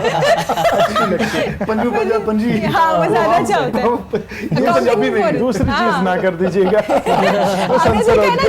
गुस्सा भी किसी पे नहीं, आप लोगों को तो प्यार आ रहा है। आपने देखा है ना कि वो काउंटिंग में भी फौरन हम पंजाबी पे आ जाते हैं। सतु रंजा बिल्कुल, उसका कोई नेमल बदल नहीं है। पंजाबी एक मिठी आ जुबान, जिथे तुसी बोलदे हो अगला बंदा ओदे ते अट्रैक्टेड हो जांदा, कहंदा यार ए चलन दी। अच्छा, अगर मुशायरा हो रहा था, सॉरी प्लीज, मुशायरा हो रहा था तो अनु मसूद साहब ने ये बात सुनाई, या गालिबन जाहिद फखरी साहब ने सुनाई। उन्होंने कहा कि लंदन में मुशायरा था और पंजाबी इकट्ठे हुए थे वहाँ पे। तो एक बंदे ने कहा ऐसे तंग करने के लिए ए जोड़ा तुसी मिसरे च चवल इस्तेमाल किया था मतलब की है। तो जिस बंदे ने सवाल किया उसको कहते हैं कि जरा खलो जा, वो खलो गया। तो कहते हैं बाकी लोगों को पता है कि चवल की होंगे, उन्होंने नहीं कहना इन्हें वेल। जबरदस्त। सर ये भी कहा जाता है कि सिंगर तभी हिट होता है जब वो पंजाबी गाता है। ਇਹਦਾ ਇੱਕ फ्लो है और पंजाबी वो ज़ुबान है जिहड़ी तुसीं सुनदे हो ते फिर मैं बाहर कह रहा कि हाँ। ये बहुत वधिया लगदी है। बिल्कुल ज़बरदस्त ऐसी है। उस्मान बताइएगा एक्टिंग में कब आए और कैसे स्टार्ट लिया आपने एक्टिंग में? जी मैंने स्टार्टअप किया था ये 2009 में। ज़बरदस्त। और ऐसे ही बस चलते घूमते हादसाती तौर पे एक्टिंग पे आ गए यानी एक्टर ही बनना था? नहीं नहीं, बेसिकली मैं मार्शल आर्टिस्ट हूँ। ज़बरदस्त। Taekwondo martial arts black belt हूँ 3 डिग्री। तो ऐसे ही चलते चलाते जो मिले, मुझे एक दोस्त है हसीब खान, मेरे दोस्त हैं, मेरे क्लास फेलो भी रह चुके हैं। तो उन्होंने कहा कि यार तू अच्छा फाइटर है, ठीक है, बोल भी अच्छा लेता है, तो क्यों ना तू मतलब एक्टिंग में हाँ, चले, तो मतलब एक्टिंग कर लो। तो ऐसे ही मैंने कहा यार देखो मुझे इतना शौक़ नहीं है क्योंकि मैं मार्शल आर्टिस्ट हूँ, तो मुझे इतना कुछ ज़्यादा शौक़ नहीं है एक्टिंग में जाने का। तो कहता यार तू ट्राई कर। तो ऐसे ही बैठा हुआ था मैं, मतलब क्लास में था कॉलेज में, तो बैठे बिठाए ऐसे ही वो हसीब खान की कॉल आई। तो कहता कि यार ऐसे ऐसे है, क्योंकि वो मथीरा जी हैं उनके ड्राइवर थे जी, ठीक है। तो उन्होंने कहा कि यार ऐसा ऐसा वहाँ पे नागिन ड्रामा शूट हो रहा था। हाँ जी बिल्कुल। ठीक है, तो हाँ बिल्कुल। तो उसमें एक स्टंट की ज़रूरत थी, ठीक है, फायर स्टंट था, एक फायर रिंग होता है एक, उसके अंदर से टाइगर रोल करके, मतलब वो स्टंट था। इस तरह का कुछ सीक्वेंस बनाया हुआ था उन्होंने। तो उन्होंने कहा कि यार मेरा एक दोस्त है उस्मान राना, तो वो मतलब स्टंट मास्टर भी है, एक्शन डायरेक्टर भी है, तो क्यों ना आप मतलब उन्हें बुला लें। तो उन्होंने मुझे बुलाया और तो फिर मैंने उस नागिन में वहाँ पे एक यही सीक्वेंस था जो मथीरा जी थी और काफ़ी आर्टिस्ट थे वहाँ पे, तो वहाँ पे मैंने ये किया था। तो वहीं से मेरा स्टार्टअप हुआ था बेसिकली। तो इसी तरह चलते चलाते फिर मुझे काम मिला दिल्ली गेट में, नदीम चीमा साहब की फिल्म है दिल्ली गेट, बहुत बड़ी कास्ट है उसमें, जावेद शेख साहब हैं और शफकत चीमा साहब हैं। तो इसमें भी सपोर्टिंग कैरेक्टर मैंने किया है दिल्ली गेट में। हाँ, तो बस इसी तरह से तो एंजॉय कर रहे हैं आप एक्टिंग को? अल्हम्दुलिल्लाह। अभी मेरा जो जवाद बशीर साहब का ड्रामा है पीटीवी पे, हम तुम फॉरएवर, उसमें भी मतलब मैंने काम किया है अल्हम्दुलिल्लाह। तो कौन फेवरेट हैं आपके? आपने जो फिल्म किया है उस सेट पे काफ़ी बड़े बड़े लोग हैं। जी फेवरेट तो मेरे सारे हैं जो अच्छा काम कर रहे हैं हमारी इंडस्ट्री में, क्योंकि इंडस्ट्री का कोई हालात नहीं थे। अब अल्हम्दुलिल्लाह हमारे अच्छे आर्टिस्टों की वजह से, एक्टरों की वजह से अब काफ़ी कुछ मेहनत कर रहे हैं और अच्छी फिल्में भी बन रही हैं। ड्रामे तो हमारे पूरी दुनिया में माशाल्लाह नंबर 1 है। तो ऐसे ही चलते चलाते जो मेरा फेवरेट अगर आप कहें तो जावेद शेख साहब हैं और एक्टिंग में। हाँ, तो मुस्तफ़ा कुरैशी साहब थे जो अल्लाह ताला तो इसी तरह बस सारा सिलसिला चल रहा है। ज़बरदस्त ज़बरदस्त जी। सर वासिफ अली वासिफ ने कहा कि साइंस हमें बताती है कि सांस कैसे लेना है, आर्ट हमें बताता है कि क्यों लेना है। क्या बात। तो हमारे माशरे में आर्ट को हम कितना प्रमोट कर रहे हैं, हमारी सोसाइटी में क्या कहेंगे इस बारे में? देखिए, आर्ट कितना ज़रूरी है? मैं ज़हरे हलाहल को कभी कह न सका कंद, यानी अपने भी खफा मुझसे हैं, बेगाने भी नाखुश, तो मैं नाराज़ कर बैठता हूँ सच बोल के। आप ये चाहती हैं कि लोग नाराज़ हो जाएं, लेकिन मैं फिर भी सच बोलूँगा। वो ये कि हम अनफॉर्चुनेटली ऐसे मुआशरे में हैं जो आर्ट कुश जी और अदब कुश मुआशरा है।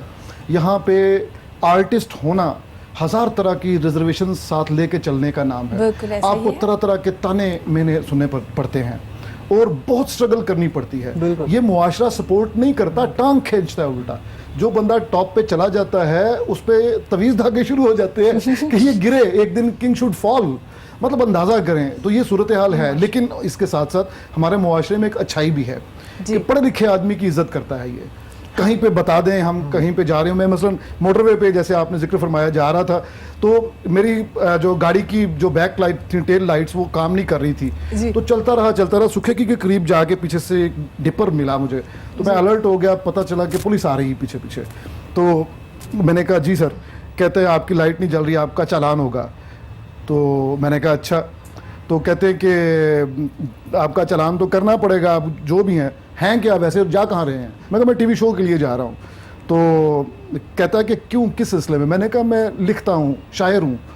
तो कलम छोड़ के, वो जो पैड था चालान काटने वाला छोड़ के, कहता है आप तो हमारी कौम का सरमाया हैं, अगर आपके पास पैसे नहीं हैं चालान के तो मैं दे देता हूँ। मैंने कहा क्या बात है। तो ये मुआशरे की हमारी एक तरफ ताकत भी है। तो मेरा ख्याल है कि यहाँ पे आर्टिस्ट होना बहुत मुश्किल है, लेकिन एक वक्त ऐसा आता है कि यही लोग आपको बहुत बड़ा जो शोएब अख्तर कहता है कि हम यहाँ पे जब जाते हैं तो लोग फ्री चीज़ें दे देते हैं, जमघटे लग जाते हैं। तो जो सुपरस्टार्स हैं उन्होंने वो लाइफ एंजॉय की हुई है, वो तो पाकिस्तान को बड़ा अच्छा समझते हैं। बल्कि भारत से जो सिंगर्स आते हैं यहाँ पे, वो आगे कहते हैं कि ऑडियंस हमें पाकिस्तान की चाहिए। हाँ, आप हमसे कुछ भी ले लें, लाहौर का ऑडियंस ये कहीं नहीं है। बिल्कुल ऐसा है, बिल्कुल ऐसा। सर कैसी ट्रेनिंग देते हैं आप लोगों को, आप ट्रेन भी करते हैं लोगों जी बिल्कुल जी, जितने रिटेल के टॉप निश ब्रांड्स हैं उनके साथ अल्हम्दुलिल्लाह एसोसिएटेड हूँ। 2004 में हम लोगों ने शुरू किया रिटेल ट्रेनिंग इंस्टीट्यूट के नाम से, और अब पिछले 15 साल में 8000 से ज़्यादा लोग अल्हम्दुलिल्लाह, जिसको कहते हैं ना कराची टू खैबर, सारे जगहों पे जाके ट्रेनिंग की। डिफरेंट किस्म के, जैसे आप बता रहे थे, लोग हैं, हर एक का कल्चर फ़र्क है, हर एक को उसके हिसाब से ट्रेन करना। तो हम बेसिकली है ये कि लोगों ने ब्रांड्स अच्छे बना लिए हैं, स्टोर अच्छे बना लिए हैं, इन्वेंट्री बाहर से ले आए हैं अच्छी, या अपने मैन्युफैक्चरिंग यूनिट लगा लिए हैं, बट वो जो लोग उठाते हैं सेल करने का तरीका। अब हम एक छोटी सी एग्जांपल देते हैं कि आपने रिटेल स्टोर तो बना लिया A+ कैटेगरी में, बट आप जो उसको सेल करने के लिए बंदा ला रहे हैं वो किसी कैटेगरी एरिया से आ रहा है, ठीक है। अब उसका रहन सहन, उसकी चार, और नॉर्मली रिटेल में ज़रा रेटेड लोग आते हैं कि मैट्रिक टू इंटरमीडिएट तालीम होती है, और उनका रहन सहन भी वैसी कम्युनिटी बिल्कुल ऐसा ही है, तो ये गैप है, ठीक है। और आप समझते हैं कि वो उस तमीज़ से भी डील करे और इंटरनेशनल ब्रांड की तरह परफॉर्म करे, जैसे आपको यूके में, यूएसए में, चाइना में सर्विसेज मिलती हैं, तो ये प्रैक्टिकल नहीं। तो हमने वो गैप को फिल करने के लिए शुरू किया इसको, और रिटेल में उस वक्त पढ़े लिखे लोग भी कम थे, अब तो खैर मल्टीनेशनल्स आ गई हैं और लोग आए हैं। तो फिर हम उनको बेसिक से लेकर और सारी सेलिंग टेक्निक्स तक की वो देते हैं। मिसाल के तौर पर किस तरह ड्रेसअप होना है, बॉडी ओडोर की बड़ी प्रॉब्लम है जी, आपको स्मेली सेल्समैन बहुत मिलेंगे, अब तो खैर बहुत कम हो गया, अब ये चेकिंग होती है, तो थैंक्स टू सम मल्टीनेशनल्स और बड़े ग्रुप्स के उन्होंने ये चीज़ स्टैंडर्ड कर दी है यूनिफॉर्म को। फिर बेसिकली बात कैसे करनी है, स्माइल अपने चेहरे पे रखनी है। अब आप देखें बिल्कुल बेजार सा बंदा आपको मिलेगा, आप 2000 या 10,000 रुपये एक चीज़ पे खर्चने जा रहे हैं, और आपको सेल्समैन एक सड़ा बुस्सा सा मुंह लेके खड़ा हुआ है, यू नॉट लाइक इट ना। आपको एक लाइवली एक्सपीरियंस चाहिए। आजकल कहते हैं एक्सपीरियंस देना है कस्टमर को, पहले कहते थे जी सेटिस्फैक्शन, अब कहते पुराना वर्ड हो गया डिलाइटनेस, खुश होके जाए। फिर कहते हैं जी मोर देन एक्सपेक्टेशंस, कि जो सोच के है उससे ज़्यादा मिले। फिर कहते हैं वाओ एक्सपीरियंस, कि वो आके कहे वाओ कमाल हो गया। That is not linked with the product. Services includes आपका एनवायरनमेंट कैसा है, एम्बियंस कैसा है, आपका बंदा कितना ट्रेंड है।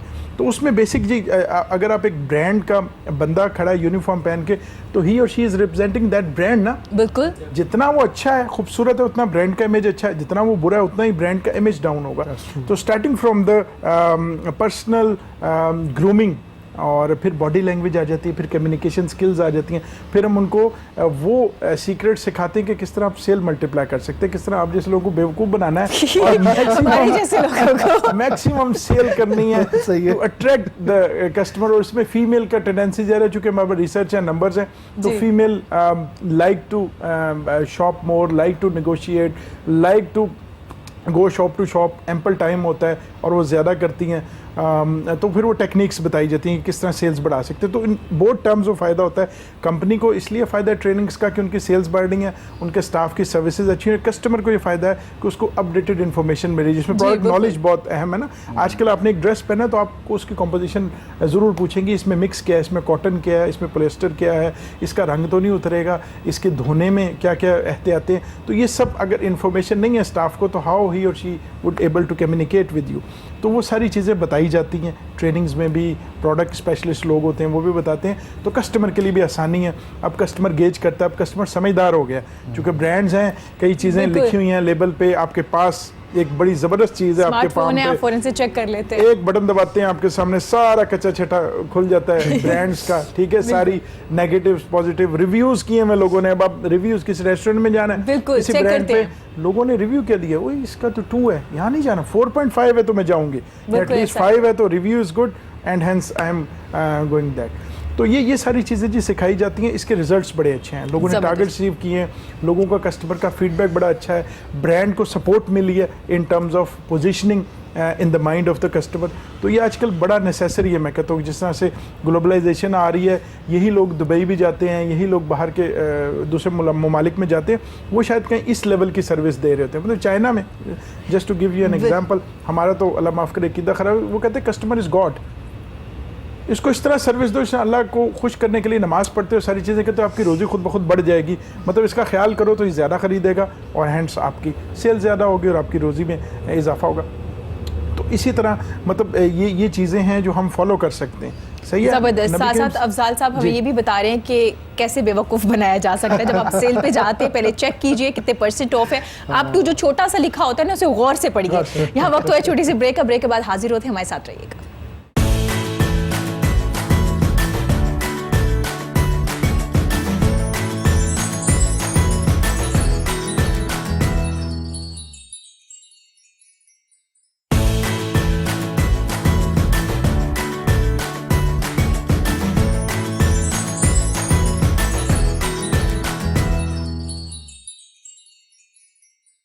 वेलकम बैक जी। हमारे बड़े प्यारे मेहमान हमारे साथ मौजूद हैं, गुफ्तगू का सिलसिला भी जारी है। यहाँ मैं एक बात कहना चाहूँगी, हकीम मोहम्मद सईद ने लिखा, ये हमारा कौमी अलमिया है कि हम सबसे कम वक्त और सबसे कम दौलत जिस चीज़ पे खर्च करते हैं वो किताब है। सर क्या कहना चाहेंगे इस बारे में, ऐसा ही है? बिल्कुल, ये बात बिल्कुल ठीक है। पाकिस्तान में बल्कि एक दफ़ा ये म्यूज़ियम ऑडिटोरियम है लाहौर का, यहाँ पे अहमद नदीम कासमी साहब अभी हयात थे और मैं बिल्कुल एक यंगस्टर टीनेजर था तो उस महफ़िल में मौजूद था। तो यानी उन खुश नसीबों में से हूँ जिन्होंने अहमद नदीम कासमी को सुना और देखा। तो वहाँ पे उन्होंने एक वाक़या बताया। उन्होंने कहा जापान से कुछ राइटर्स आए, एक वफ़द आया वहाँ से लिखारियों का। तो उन्होंने आके मुझे पूछा कि पाकिस्तान में पहला एडिशन किताब का कितना छपता है। तो मैंने, ज़ाहिर है मुझे पता था कि कितना छपता है, तो मैंने उल्टा उनसे सवाल किया कि आप बताएं कितना छपता है। तो उन्होंने कहा कि ये लाखों में 2 लाख 3 लाख पहला एडिशन। तो कहते हैं कि ये बात सुन के मैं सोच में पड़ गया कि पाकिस्तान की रियल फिगर अगर मैंने उसको बता दी तो वो तो बेचारा, उसकी तो हरकतें कल भी बंद हो जाएगी। तो कहते हैं मैंने 10 गुना बढ़ा के उसको बताया। तो आप भी सुने तो आपको हैरत होगी, पाकिस्तान में 22 करोड़ का मुल्क, इसमें जो पहला एडिशन छपता है वो 500 का, और वो भी नहीं बिकता। तो ये सूरत हाल है। और लोग ये कहते हैं कि चूंकि सोशल मीडिया पे अवेलेबल है किताब, तो आप उस पर भी अंदाज़ा कर लें कितने लोग डाउनलोड करते हैं, कितने लोग पढ़ते हैं। नहीं पढ़ते लोग, शॉर्टकट्स पे हैं। मतलब जनाब अली, मौला अली के अकवाल भी कोई वेरिफिकेशन नहीं है, जनाब वासिफ की कोई वेरिफिकेशन नहीं है। इकबाल के बारे में जो अंट शंट लिख के चढ़ा दें, लोग शेयर कर रहे होते हैं, वो ज़मीन पे सजदा का निशान छोड़ जाए, जो मर्जी चला दें, कोई वेरिफिकेशन नहीं है। चूंकि किताब के साथ ताल्लुक खत्म हो गया है ना, इसलिए तहकीक के साथ सर इससे नुकसान हुआ वेबसाइट पे जब एक बुक चली गई, या इजी हो गया लोगों के लिए वहाँ पे जाके बुक पढ़ना, जाके बाई करना, ख़रीदना, बुक की प्राइस देना, या इसे पब्लिशर को भी नुकसान हुआ, शायर को भी नुकसान हुआ? वो इकबाल का है ना कि एक मर्द तनासा तनासानों के काम आया, कुछ इस तरह। हम तनासान लोग हैं, हमें नुकसान हुआ, वेस्ट को फ़ायदा हुआ। वेस्ट वाले रिसर्च करते हैं हर बात पे। बिल्कुल। वो 24 घंटे में से 18 घंटे सोचते हैं काम करने वाले लोग हैं जिन्होंने तरक्की करनी है। हम 24 घंटे में से 2 घंटे काम करना पड़ जाए तो मौत पड़ जाती है कि यार काम ना करना पड़े, झूठ ही हो अल्लाह करे। तो उसमें ये हुआ कि हम पहले ही जो लाइब्रेरियों में नहीं जाते थे, अब वो बिल्कुल ही जाना छोड़ दिया कि अच्छा यार देख लेंगे, अपलोड हुई होगी, PDF में मिल जाएगी, फलां साइट, बस इसी पे खुश रहते हैं कि जब ज़रूरत पड़ेगी तब हम वहाँ कंसल्ट कर लेंगे। वो ज़रूरत ही नहीं पड़ती। जो अहमद कह रहे हैं, मैं उनको कहता हूँ फेसबुक के दानिश्वर। जी हाँ, फेसबुक के दानिश्वर हैं। हर किस्म की चीज़ अपने दिमाग से इख्तरा करके वो कर देते हैं। वो एक कोटेशन है कि जब जूते आपके बेहतरीन शोकेस में लग के बिके और किताबें फुटपाथ पर बिके तो फिर कौम की हालत यही होगी। मेरे पास एक स्टूडेंट आया आके कहता है कि सर ये बताएं कि ये मौजूदा मुल्की सियासत पे आपका क्या तबसरा है। मैंने कहा बेटा आप तबसरा मैं तब करूँगा जब आप उतना पढ़ के आएंगे, और मैं चंद एक किताबें बताऊँगा आपको, वो पढ़नी है। उसके बाद मैंने उसको 10 किताबें बताई। तो कुछ दिनों बाद मिला, मैंने कहा पढ़ी, कहता है नहीं मैंने फेसबुक पे फलां ब्लॉग वगैरह पढ़े। मैंने कहा नहीं आपके साथ बात हो सकती, you don't qualify to listen to me. आप कैसे क्वालिफाई करते हैं मुताले के बगैर? अच्छा, उसके बाद चलते चलते साल बाद मुलाकात हुई तो मैंने कहा कि ये बताएं कि अंग्रेज़ी कॉलमिस्टों में से सबसे अच्छा लबो लहजा यानी उस्लूब स्टाइल किसका है? नहीं बता सका। मैंने कहा अंग्रेजी का ओरिजिनल उस्लूब किसका है? नहीं बता सका। मैंने कहा चले अंग्रेजी राइटर्स ही बता दें, कितने हैं? नहीं बता सका। तो ये तो सूरत हाल है पाकिस्तान की। मैं यूनिवर्सिटियों की बात बता रहा हूँ, इसका नुकसान अनपढ़ लोगों की बात नहीं बता रहा। अहमद चले दुनियावी उलूम का भी एक बहुत बड़ा नुकसान है। आप देखें हदीसों को इस तरह से वो किया जाता है। हज़रत अली सल्लल्लाहु अलैहि वसल्लम के कौल, जो सहाबा कराम के अक़वाल हैं, उनको वो करके वो आप दुनिया भी खराब करें, आखिरत भी खराब जी हाँ, करें, हम बिल्कुल। किस तरफ जा रहे हैं। सर अपनी बुक्स में से कुछ सुनाना चाहेंगे वो हमें? चूंकि ब्रेक में बात हो रही थी टप्पों की, तो मैं वो तलाश जी, कर रहा था। जी, जब जरूर। अचानक ये सवाल आए तो मैं हड़बड़ा गया कि अब क्या करूं। जरूर सुना। क्योंकि बुक से रिलेटेड था तो मैंने आपसे ही पूछना था। जी हाँ, मुझे जरा तलाश करनी पड़ेगी। आपने क्योंकि- पंजाबी में लिखा? जी पंजाबी में, बिल्कुल। ये रूट्स की बात जो हो रही थी ना, तो ये वैसे ही बड़ा कैची से लगते हैं टप्पे जो, और बड़ा इनमें सबक होता है बात। और ये याद भी रह Real- जाते हैं। याद भी रह जाते हैं। मर के जी। दिल च बहन वाली गल है। हाँ, दिल च बहना दी है। जबरदस्त। और आपको तो बहुत ही अच्छे लगेंगे पंजाबी के टप्पे। ऑब्वियसली मैं तो पंजाबी ਨੂੰ ਲਾਈਕ ਕਰਦਾ। मोती मोती मोती मोती मोती मोती वेले दी मैं कंध टप के तेरे वेड़े ही चान खलोती। वाह, वाह। मोती मोती मोती बोली बोली बोली बोली बोली बोली जे मैं तेथों मुख मोड़िया।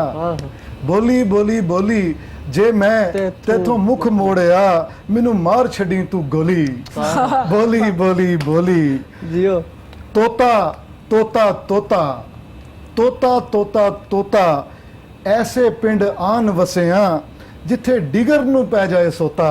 ਆਏ तोता तोता तोता मेहंदी मेहंदी मेहंदी मेहंदी मेहंदी मेहंदी भा अकलापे दी मेरी हिक नू साड़दी रहंदी। मेहंदी मेहंदी मेहंदी गोली गोली गोली वे जग कोलों क्यों संगना है। गोली गोली गोली संगना मतलब शर्माता है। हाँ सकदे पंजाब जग कोलों क्यों संगना है मेरा नाम क्यों लेना है होली। गोली गोली गोली जबरदस्त। आरी आरी ये आखिरी में आपको पेश करता हूँ। आरी आरी आरी वेले च तरेड़ पै गई जदों तकिया तू जांदी वारी। अरे वाह। आरी आरी आरी जबरदस्त जबरदस्त, वेरी नाइस वेरी नाइस। और ये पंजाबी में था, ज़्यादा अट्रैक्टिव लगा और एंजॉय भी किया सबने। उस्मान आप एक्शन डायरेक्टर भी हैं, राइट?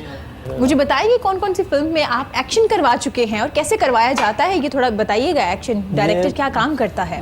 बेसिकली मैंने राउंड अबाउट फिल्म है, अरबाज खान साहब इसके डायरेक्टर हैं, तो मैंने इस फिल्म का कुछ एक्शन किया है। ये दरअसल ऐसा है कि जैसा एक डेमो होता है किसी हाँ जी। चीज़ का, बिल्कुल ऐसे जैसे जिम्नास्टिक होती है और बिल्कुल। मार्शल आर्ट्स के कुछ चीज़ें इसमें शामिल होती हैं, तो इसी तरह कोई सीक्वेंस होता है जैसा कि एक दो करैक्टर हैं उनकी आपस में फाइट है, उसका कोई सीक्वेंस है, फाइट सीक्वेंस है दो करैक्टर्स का, तो इसी तरह उनको सारे सीक्वेंस बताए जाते हैं कि पंच कैसे करना है, किक कैसे करनी है। तो इसी तरह ये एक्शन मतलब ये एक्शन का एक हिस्सा है। तो दो करैक्टर जब आपस में फाइट कर रहे होते हैं कि उसने पंच कैसे करना है, किक कैसे करनी है, इस सीक्वेंस को जब हम उसको करैक्टर्स को बताते हैं जो फिल्म में काम कर रहे होते हैं, दो एक्टर आपस में जब फाइट करते हैं, तो इस सीक्वेंस को हम एक्शन सीक्वेंस कहते हैं। तो इसी तरह ये सिलसिला जो है मतलब कि एक बंदा है, नीचे गिरना है, उसने कैसे गिरना है, उसको पंच लगा है, उसने फील कैसे देना है, एक्सप्रेशंस कैसे देने हैं, ये सारा इसी चीज़ का हिस्सा है। इसी तरह ये एक्शन किया जाता है। अच्छा, एक्शन डायरेक्टर ने एक्टिंग को ज़्यादा एंजॉय किया या एक्शन करवाने को ज़्यादा एंजॉय किया? दोनों चीज़ें बेसिकली एक्शन में भी एक्टिंग ही आ जाती है, हाँ, क्योंकि फेस बिल्कुल। एक्सप्रेशंस, बॉडी सीक्वेंस और बॉडी लेवल का जो एक्सप्रेशंस होता है उसके बिल्कुल। डिफरेंट, हर चीज़ के डिफरेंट एक्सप्रेशंस होते हैं। जैसे बॉडी का एक अलग मूवमेंट होती है, जब पंच करता है अगले मतलब एक करैक्टर दूसरे करैक्टर को जब पंच करता है उसकी कैसी फील होती है, उसके कैसे फेस एक्सप्रेशंस होते हैं। एक स्लैप होता है, स्लैप करने से जो एक्सप्रेशंस आते हैं वो भी एक्टिंग में ही शामिल हाँ, होते हैं, वो भी बिल्कुल ऐसा एक्टिंग का है। ही हिस्सा होता है। जी मैं बिल्कुल कह ऐसा रहा ही। था कि आप हैंडसम हैं और आपको स्क्रीन के ऊपर आना चाहिए। हाँ बिल्कुल, और आ भी रहे, स्टार्ट कर भी दिया उन्होंने, जबरदस्त। बल्कि आपकी बात से ना मुझे एक याद आया वाकया सुल्तान राही साहब का, हाँ जी, जो कि Guinness book of the world record में उनका नाम है कि बिल्कुल। मैक्सिमम नंबर ऑफ फिल्म में Films लीड रोल में किया lead उन्होंने। वो हॉलीवुड जाया करते थे सीखने के लिए और वहाँ जाके नित नई चीज़ें सीखते थे। एक दिन अपने फिल्म का एक हिस्सा लेके गए और वहाँ के एक डायरेक्टर को दिखा रहे थे कि ये देखें, ये मैं इस तरह हम एक्शन सीक्वेंस जो फाइट सीक्वेंस ही करते बिल्कुल हैं। ऐसे। उस सीक्वेंस में एक जगह पे सुल्तान राही साहब एक बड़े से पत्थर पे गिरे उल्टे। जी, तो वो देख रहा था अमेरिकन डायरेक्टर, तो उसने कहा रोको रोको, रिवाइंड करो, ज़रा दोबारा दिखाओ। तो उसने दोबारा दिखाया, उसने गौर से देखा, उसने कहा कि ये जो पीछे पत्थर है ये क्या फोम था जो आपने उसको मॉडल किया हुआ ऐसे कि पत्थर हो?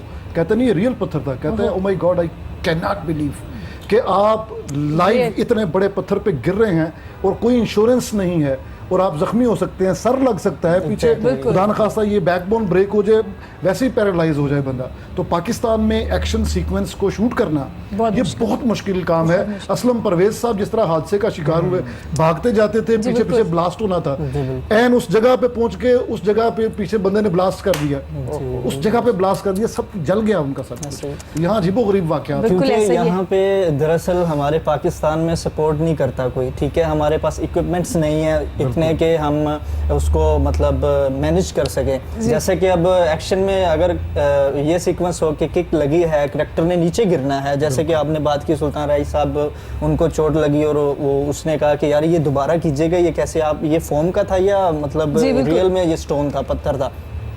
तो इसी तरह यहाँ पे ऐसा है कि हम मैट्रेस प्रोवाइड करते हैं वहाँ पे उस जगह पे, फिर बाद में एडिटिंग के जरिए वो जो उसमें भी रिस्क होता है कि कोई सर के बल ना गिर जाए, बड़ी ट्रेनिंग की। इसी तरह कोई भी सेफ्टी गार्ड नहीं है हमारे पास, कोई चीज़ नहीं है। अब हमने यहाँ पे एक्शन किया, जैसे भी जितना भी एक्शन मैंने अभी तक किया पाकिस्तान में, तो यहाँ पे कोई इक्विपमेंट्स नहीं है, किसी चीज़ का कोई नहीं है। एक्शन सीक्वेंस में ज़्यादातर यही है कि आपकी सेफ्टी फर्स्ट है। बिल्कुल, ये बड़ी अच्छी बात कर रहे हैं।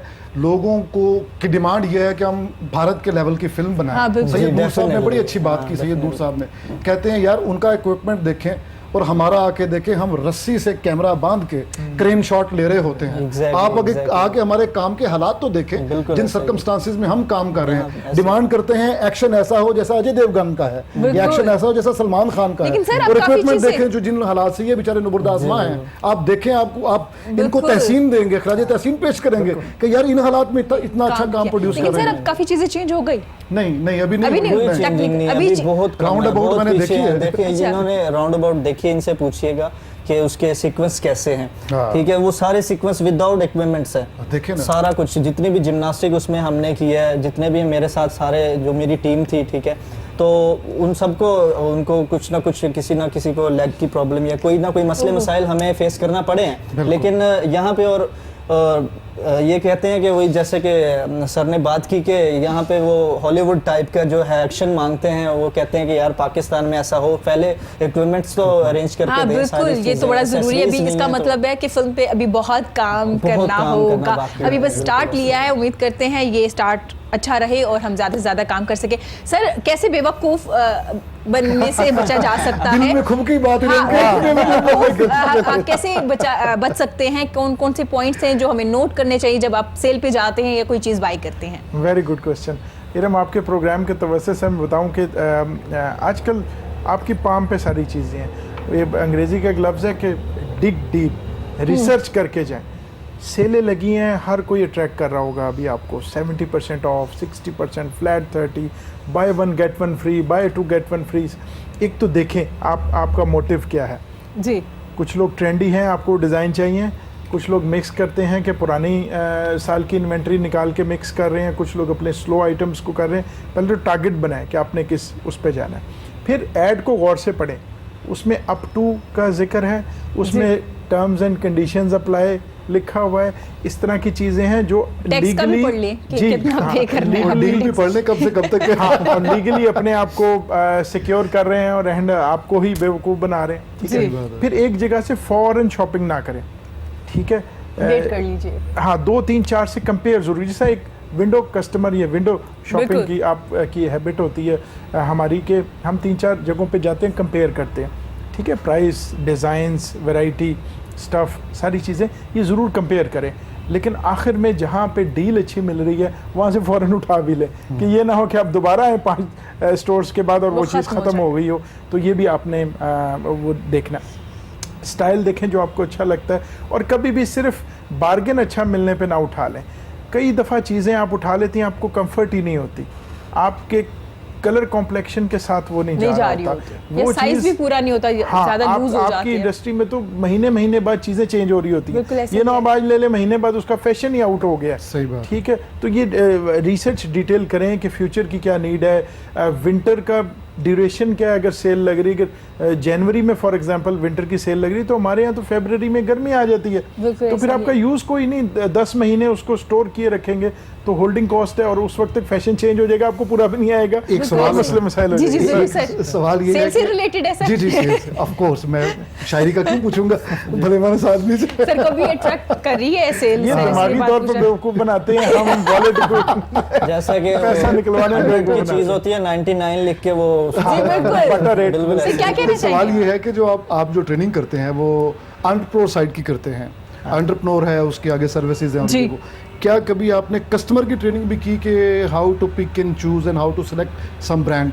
देखें जी, कस्टमर एक तो बात है जो शुरू से एक पुरानी सी कोटेशन है कि जी कस्टमर इज़ ऑलवेज राइट।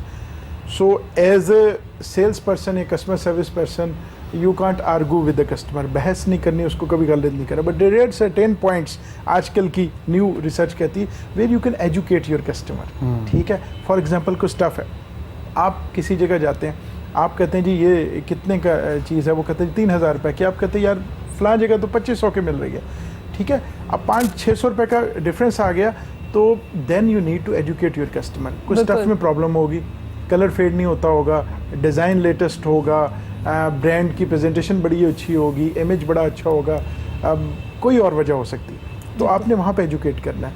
फिर आजकल आपको देखा, आज से 10 साल पहले शायद क्यू वाला सिस्टम नहीं था, अब कैश काउंटर पे क्यूज़ आ गई हैं। हाँ जी, आप पहले आए हैं तो आपका पहले हक है। ठीक है, क्रेडिट कार्ड पहले बताइए। ठीक है जी, इस तरह की छोटी छोटी चीज़ें हैं जो कस्टमर भी थोड़ा एजुकेट हो गया है। चीज़ है तो आपने लाउड नहीं बोलना, आप सेल्स एग्जीक्यूटिव को बताएं, वो आपको लाके प्रोवाइड कर देगा। आपको पानी शानी की सर्विसेज दी जाती हैं, चाय वगैरह ऑफर की जाती है, तो थोड़ी कस्टमर के लिए कंफर्ट होगी है, बट कस्टमर को आप बहुत ज़्यादा एजुकेट नहीं कर सकते। अच्छा, कस्टमर ये भी एक ह्यूमन साइकी है। लेकिन सर आज आप मेरे शो के जरिए ज़रूर करें, क्योंकि लोगों को पता चल रहा है कि कैसे बाई करनी है चीज़ें। हाँ देखें जी, सेल्स का जो बंदा है ना, वो भी बेचारा 12 घंटे खड़ा होता है, उसके भी घर प्रॉब्लम्स हैं।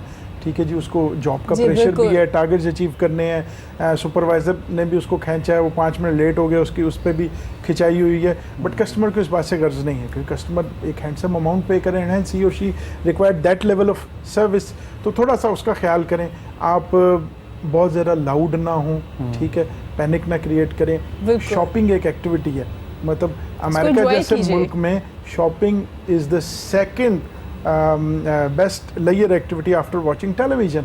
ठीक है, तो इतनी ज़बरदस्त लेयर एक्टिविटी कि पाकिस्तान में तो और कोई है ही नहीं एंटरटेनमेंट के मौके, तो shopping is a fun activity मतलब हमारे लिए। तो फिर हम पसंद करते हैं कि टाइम निकालें, जाएं, शॉप टू शॉप जाएं, और फिर अपने उस एक्सपीरियंस को शेयर करें लोगों के साथ। ठीक है, तो वो इसको प्लेजेंट बनाएं।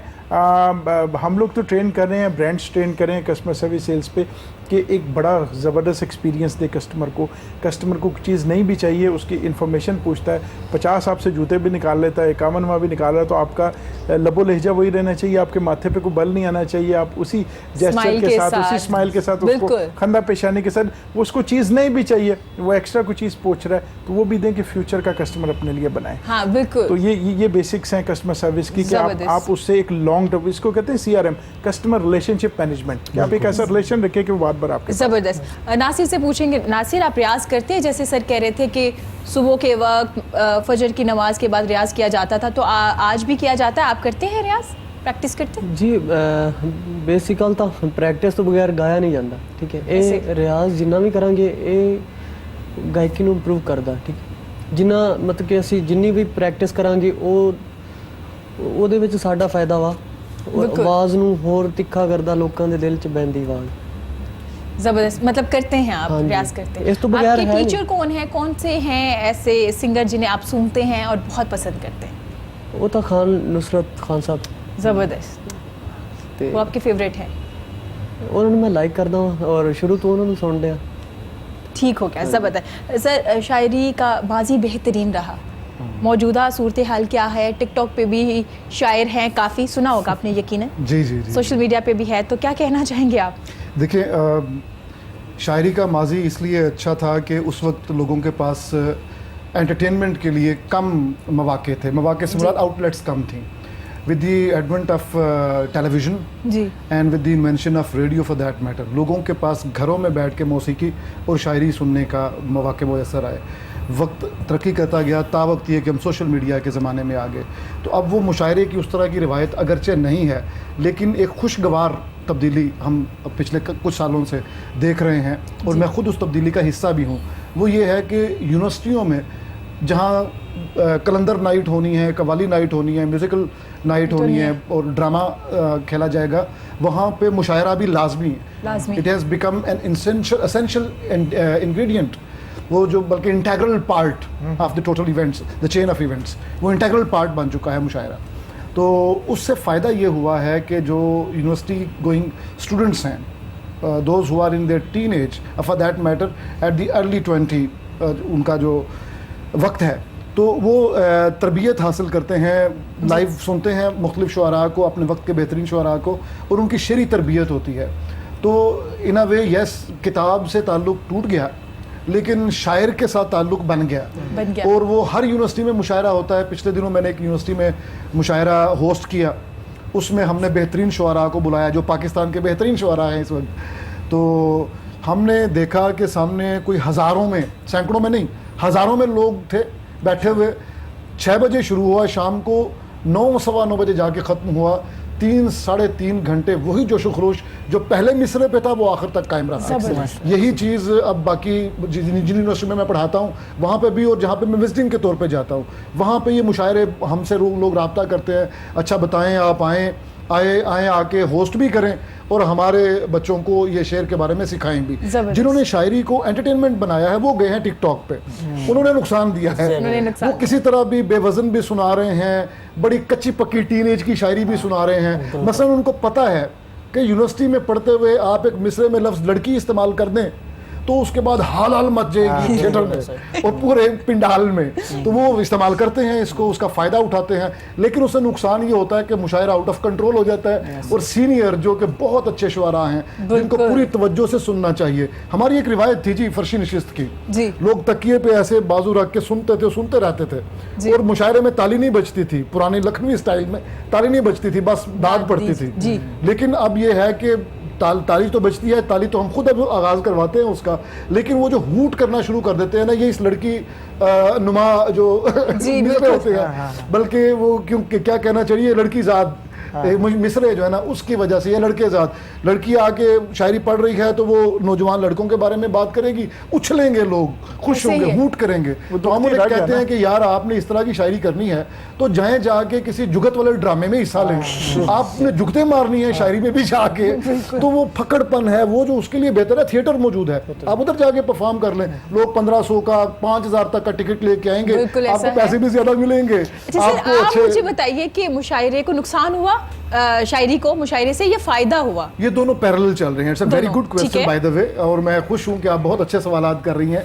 तो मैं तवक्को नहीं कर रहा था कि इरम बहुत अच्छी मेज़बान होंगी, लेकिन चूंकि मैं it is for the first time ever that I have met you over this studio, तो इससे पहले हमारी वो नहीं थी, लेकिन बहुत अच्छा है। देखिए, 2 तरह के इसका फ़ायदा भी है, नुकसान भी है। नुकसान यही जो मैंने अर्ज़ किया कि बहुत सारे लोग जो टिकटॉक से मशहूर हो गए, जो व्हाट्सएप के स्टोरीज पे आते हैं और वो नीचे लिखा भी होता है, पीछे म्यूजिक भी लगते हैं, बड़े दुखी किस्म के, धुआं भी उठ रहा होता है और वो पढ़ भी रहे होते हैं, साथ साथ उनकी शायरी लिखी भी जा रही है, एनवायरनमेंट बना होता है, पूरा एक एनवायरनमेंट। देखो वो जो लेटेस्ट है टेक्नोलॉजी, उसका उन्होंने फ़ायदा उठाया, लेकिन शायरी को नुकसान पहुंचाया। शायरी को नुकसान इसलिए ना, आवाम चाहती है कि हमें इधर ही थिएटर मिल जाए, इधर ही इंटरटेनमेंट टोटली मिल जाए, मिक्स म्यूजिक, ये वो सारी चीज़ें, बेवजनी शायरी वो चल जाती। लोग जो न्यू है ना, यंग मैन, वो मतलब कि उस चीज़ ਨੂੰ ਕਹਿੰਦੇ यार है बहुत वधिया, पीछे म्यूजिक वो लगा है। लेकिन एक फ़ायदा ये है, वो जो आपने पाइड पाइपर की हिकायत सुनी होगी ना, कि वो पाइड पाइपर अपनी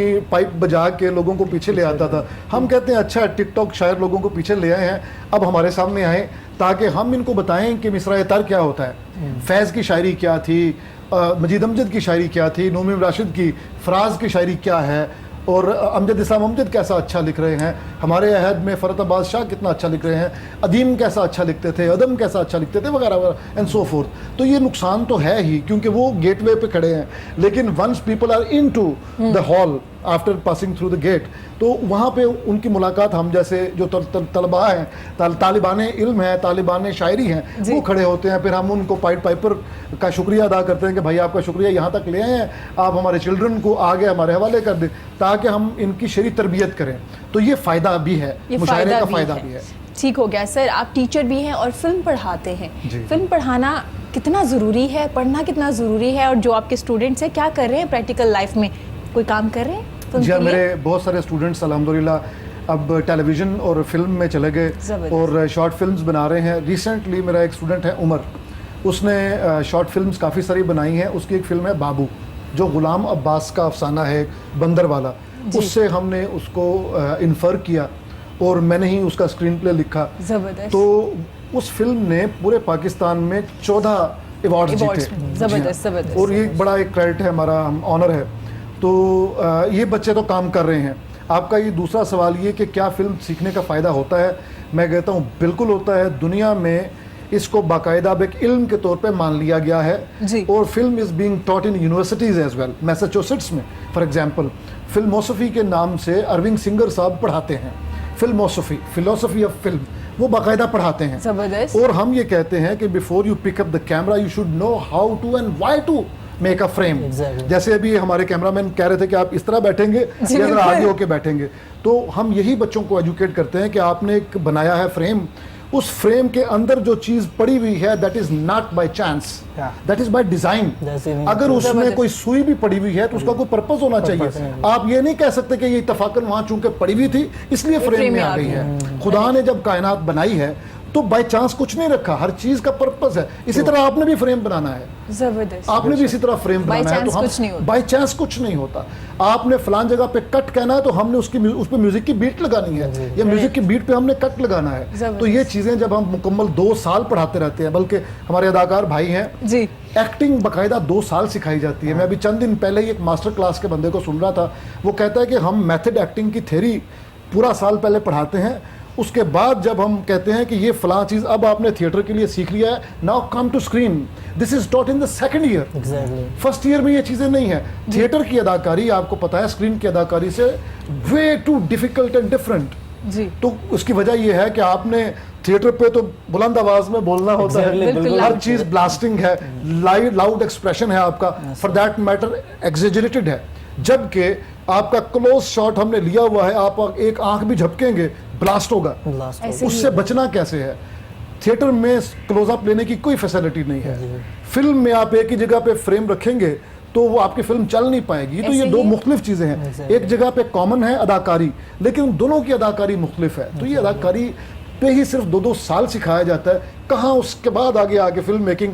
आप देखें हम लोग यहाँ बैठे हैं, जी। वो नीला रंग है और वो मरून कलर है और पीछे ग्रीन है, सब चीज़ें अच्छी हैं, सिर्फ यहाँ से लाइट ऑफ कर दें, बताएं क्या बनेगा? बेजायका। हम क्या शूट कर पाएंगे? नहीं। हम कहते हैं कि लाइटिंग डायरेक्टर दुनिया का महंगा तरीन डायरेक्टर होता है, इसलिए कि फोटोग्राफी जिसे कहते हैं, फोटो मतलब रोशनी, बिल्कुल। ग्राफ का मतलब ड्रॉ करना। Exactly. फिल्म डायरेक्टर के पास सर एक कलम है जिसके अंदर रोशनी भरी हुई है, वो उससे तस्वीर बनाता है। ये है फोटोग्राफी, ये है। रोशनी से उसने तस्वीर बनानी है। मेरा ये रंग मैंने पहना हुआ है, आपने वो रंग, क्या इससे ये लाइट वापस जा रही है कैमरे में, कितनी जा रही है? इन्होंने ये वाइट और उन्होंने वाइट पहना हुआ है, कितनी? क्योंकि light becomes another source of light, white becomes another source of light. मैं अगर इनके साथ बैठूंगा तो क्या हमारा फ्रेम विजुअली बैलेंस्ड भी होगा कि नहीं होगा? अगर नहीं होगा तो आपको इधर आके बैठ जाना चाहिए। जबरदस्त। So on and so fourth. ये सब चीजें हम सिखाते हैं और सालों सिखाते हैं। इसका नतीजा ये देखें, आखिरी बात, पुणे इंस्टीट्यूट में इंडिया में बाकायदा फिल्म सिखाई जाती है, बाकायदा सिखाई जाती है, कई साल पढ़ाते हैं बच्चों को।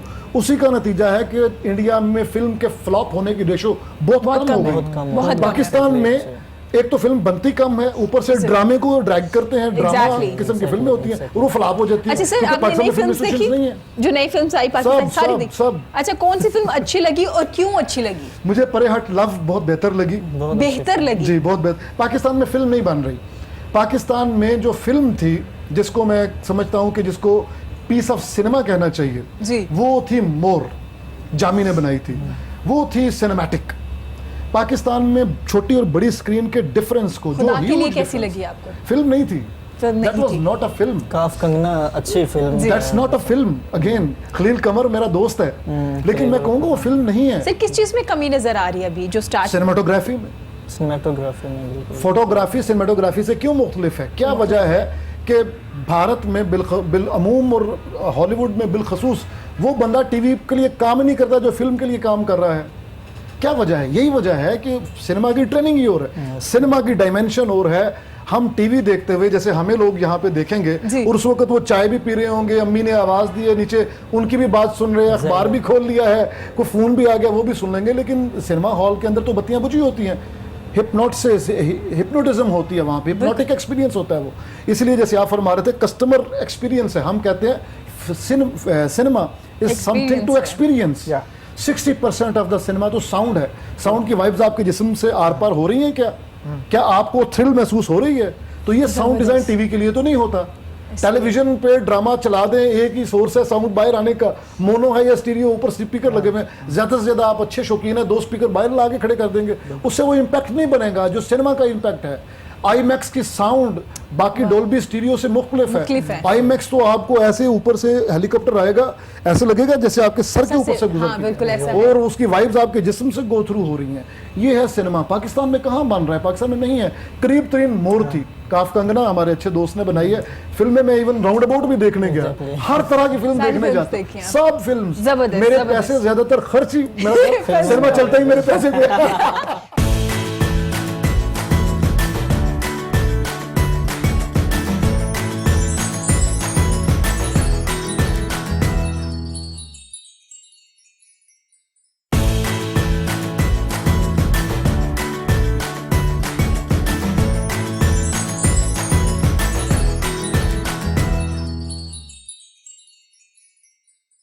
मान बताइएगा जो नई फिल्म्स बन रही हैं आपको कौन सी अच्छी लगी और क्यों अच्छी लगी, या जैसे सर कह रहे हैं कि नहीं अभी काम करने की ज़रूरत है? असल में मुझे जो सर ने सिनेमाटोग्राफी की बात की है, अगर देखा जाए तो Teefa and trouble Ali Zafar sir की फिल्म है जो आपने देखी तीफ एंड ट्रबल, सिनेमा जाके उसकी सिनेमाटोग्राफी कैसी थी सर? मैं आपसे पूछना चाहूँगा कैसी थी? बहुत अच्छी थी। रहीम ने हैरान किया हमें, बिल्कुल एड से आके सिनेमा की पीस बनाया, हैरान किया। तो मेरी फेवरेट फिल्म रही है पहली दफ़ा जो ये तीफ एंड ट्रबल, जिसकी सिनेमाटोग्राफी, एक्शन सब कुछ बहुत अच्छा था, बहुत लेवल का था। अब आई होप इंशाल्लाह ये जो अभी फिल्म आ रही है क्या उसका नाम है, मौला जब, द लेजेंड ऑफ मौला जब, उसकी सिनेमाटोग्राफी भी सर ने कहा कि सर खुश हो जाएंगे देख के, क्योंकि इन्होंने बहुत पैसे वेस्ट किए देखने पे। देखा है वो बिल्कुल ऐसे आई होप उसकी सिनेमाटोग्राफी भी बहुत अच्छी है। तो अभी जो काफ कंगना खलीलुर रहमान कमर साहब हैं, उनकी जो अभी काफ कंगना है उसकी सिनेमाटोग्राफी तो कह सकते हैं कि कुछ बेहतर है, बहुत अच्छी है। तो उनका एक डायलॉग है मुझे याद आ गया खलीलुर रहमान कमर साहब का, तो इजाज़त हो? जरूर जरूर प्लीज। इस तरफ जहां सारा हिंदुस्तान खत्म होता है ना, वहां से पाकिस्तान शुरू होता है। जमीन से जमीन जुड़ी है हमारी, हमसाए हैं हम दोनों, हमसाए भी ऐसे कि मकान वालों की तरह मकान बेचकर यहाँ से जा नहीं सकते। अरे जबरदस्त, बहुत अच्छी। तो ऐसा है कि अभी काफ़ी इम्प्रूवमेंट आई है फिल्म इंडस्ट्री में।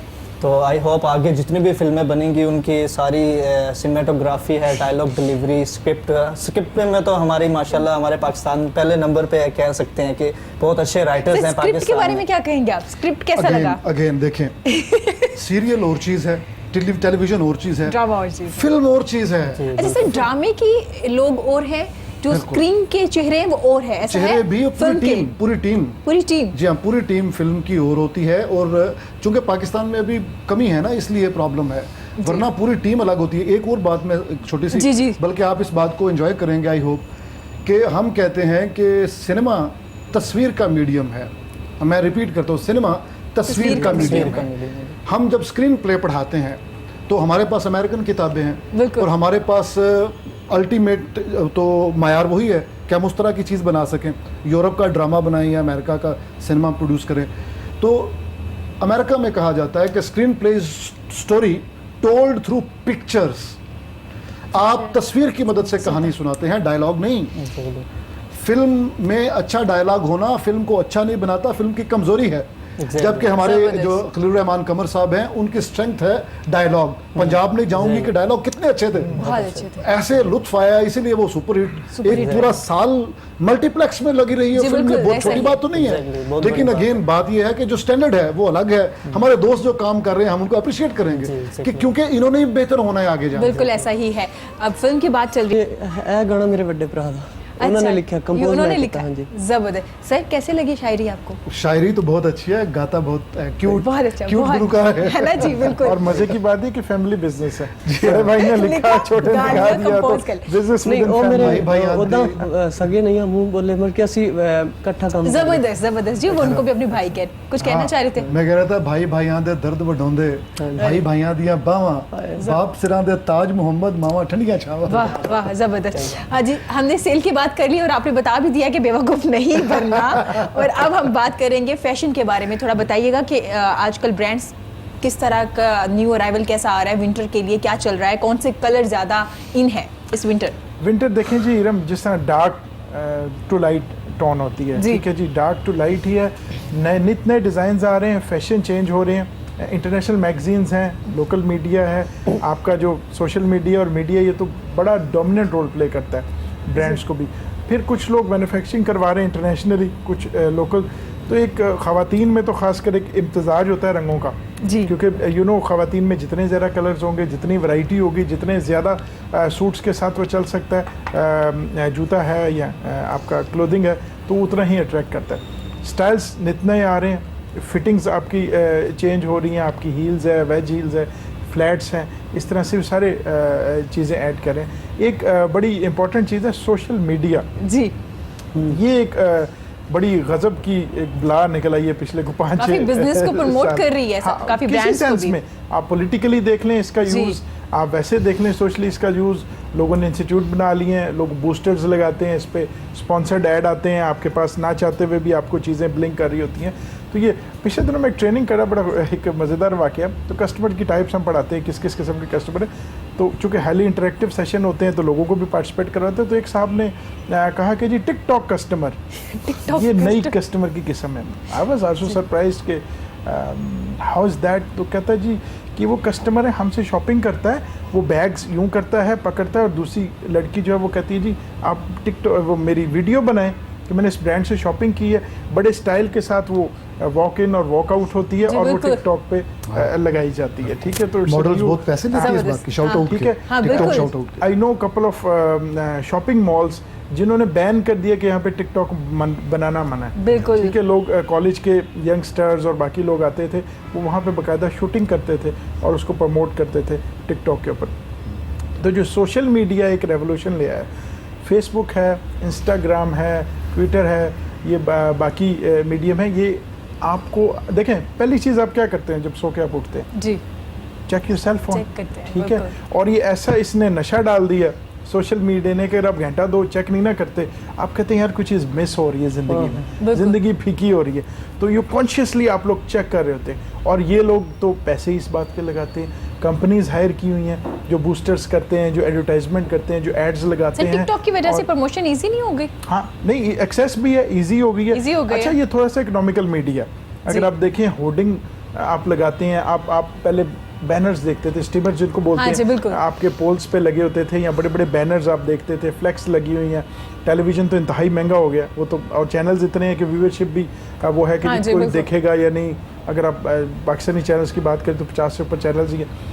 सो ये बड़ा आसान है कि आप उसकी पर्सनल लाइफ के अंदर मुदाखलत भी कर रहे थे, स्पाम के ऊपर एक वो टच करती है चीज़ या करता है, तो उसको सारी चीज़ें प्रोडक्ट के अंदर मिल जाती। It's a very economical yet very powerful media, ठीक है। व्हाट्सएप के ज़रिए मैं कहता हूँ जिस तरह से चीज़ें फैलती हैं ना, उतना शायद बैनर या टेलीविज़न नहीं फैला सकता जिस तरह ये पर्सनल उससे और सोशल मीडिया से चीज़ें फैल बिल्कुल रही ऐसा ही है, बिल्कुल हैं। ऐसा बड़ा ही है। एक पावरफुल टूल है और कंपनीज ने बाकायदा कंपनीज हायर कर ली हैं इस चीज़ों को अपडेट।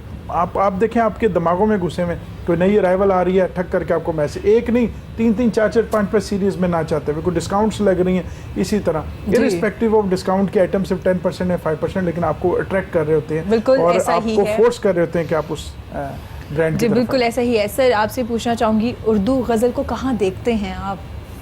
गज़ल चूँकि ये अरबी कसीदे से निकली जी। और ever since ghazal liberated itself from qasida it has been phenomenal and it has been so popular.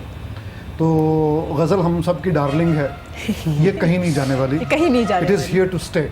जी उसकी वजह यह है कि गज़ल को हम अरबी में बैत कहते हैं, गज़ल के शेर को अरबी में बैत कहते हैं। बैत दरवाजे को कहते हैं, वो दो पटों वाला दरवाज़ा जी। कि एक बंद हो उसके बाद ये खुला हो तो हम दरवाज़ा मुकम्मल तौर पे इसको बंद नहीं कह सकते, यानी एक दूसरे को कॉम्प्लीमेंट करता है। एक पट तो एक मिसरा दूसरे को कॉम्प्लीमेंट करता है, जी। इसी में आपने सारी बात कह देनी है। इसका फ़ायदा ये होता है कि जितनी अच्छी, जितनी क्रिस्प विजडम की बात, जितनी दानिश की बात आप एक शेर में समो देते हैं, वो पूरी नज़म में समोना अगरचे आसान तो होता है, लेकिन इंसान की मेमोरी के लिए ज़्यादा आइडियल, या आप यूँ समझ लें मेमोरी फ्रेंडली वो शेर है, नज़म नहीं है, शेर है।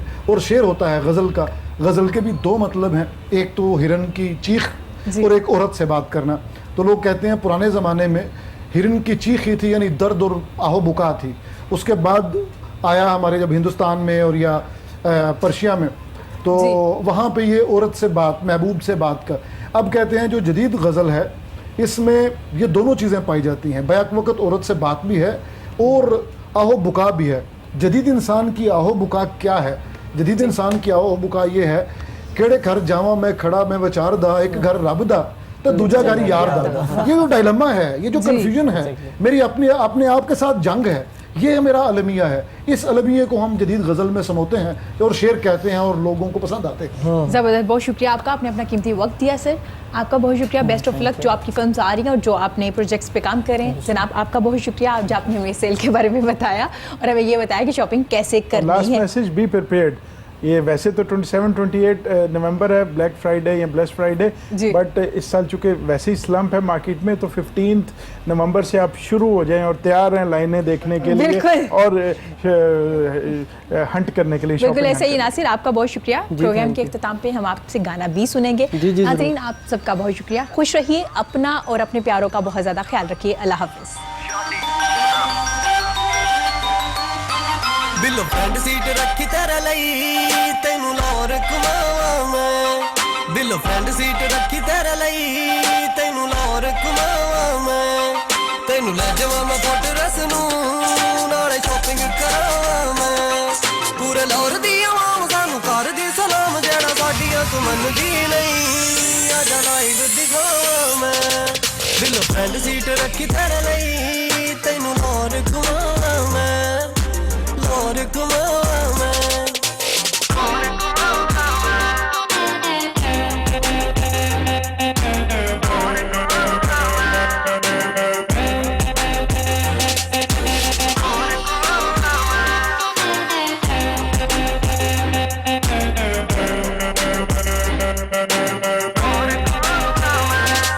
इत्थे हर कोई फैन मेरा पूरे लाहौर विच ना चलदा, जेड़ी गल विच अड़ जावी है अगो कोई भी नहीं ना करदा। असी शुरू तू नवाब बस आदतां खराब, कलाकार भी ओ कॉपी कर दे जेड़ा स्टाइल बनावां मैं। बिलो फ्रंट सीट रखी तेरे लई तेनू लाहौर घुमावां मैं। लाहौर घुमावां मैं। बिलो फ्रंट सीट रखी तेरे लई तेनू लाहौर घुमावां मैं। लाहौर घुमावां मैं। साडी जिंद लाहौर साडी जान लाहौर, सानू कहंदे ने लाहौरी साडी वखरी अटो। जदों निकलीए करो हुंदा गलियां च शोर, इत्थे कोई भी नहीं ऐसा जेड़ा करे इग्नोर। कलाकार फनकार ए सारे साडे यार साडे जानल सज्जान, सारे ही बाजार कोई रावा उत्ते बैठ के साडा करन इंतजार। उन्हें 10 बिलो जाना ही है करना इनकार। ब्लैक तेरा सूट नाले ब्लैक मेरी कार, आजा बिलो बैजा हुन करदा इंतजार। आदे नु दिखावा मेरी कार दी रफ्तार, जेड़ा तुझे साडे नाल बन जांदा ओ स्टार।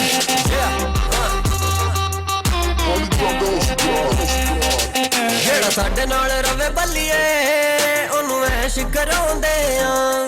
इन्हां छोटे मोटे खर्चियां तू कदी भी ना घबराउंदे आ। साडी वखरी यारी नाल यार भी म्यारी, जिसते दिल मेरा आ जावे उस जिंदगी लुटावां मैं। बिलो फ्रंट सीट रखी तेरे लई तेनू लाहौर घुमावां मैं। जावां मैं फोर्ट्रेस नूं नाल शॉपिंग करावां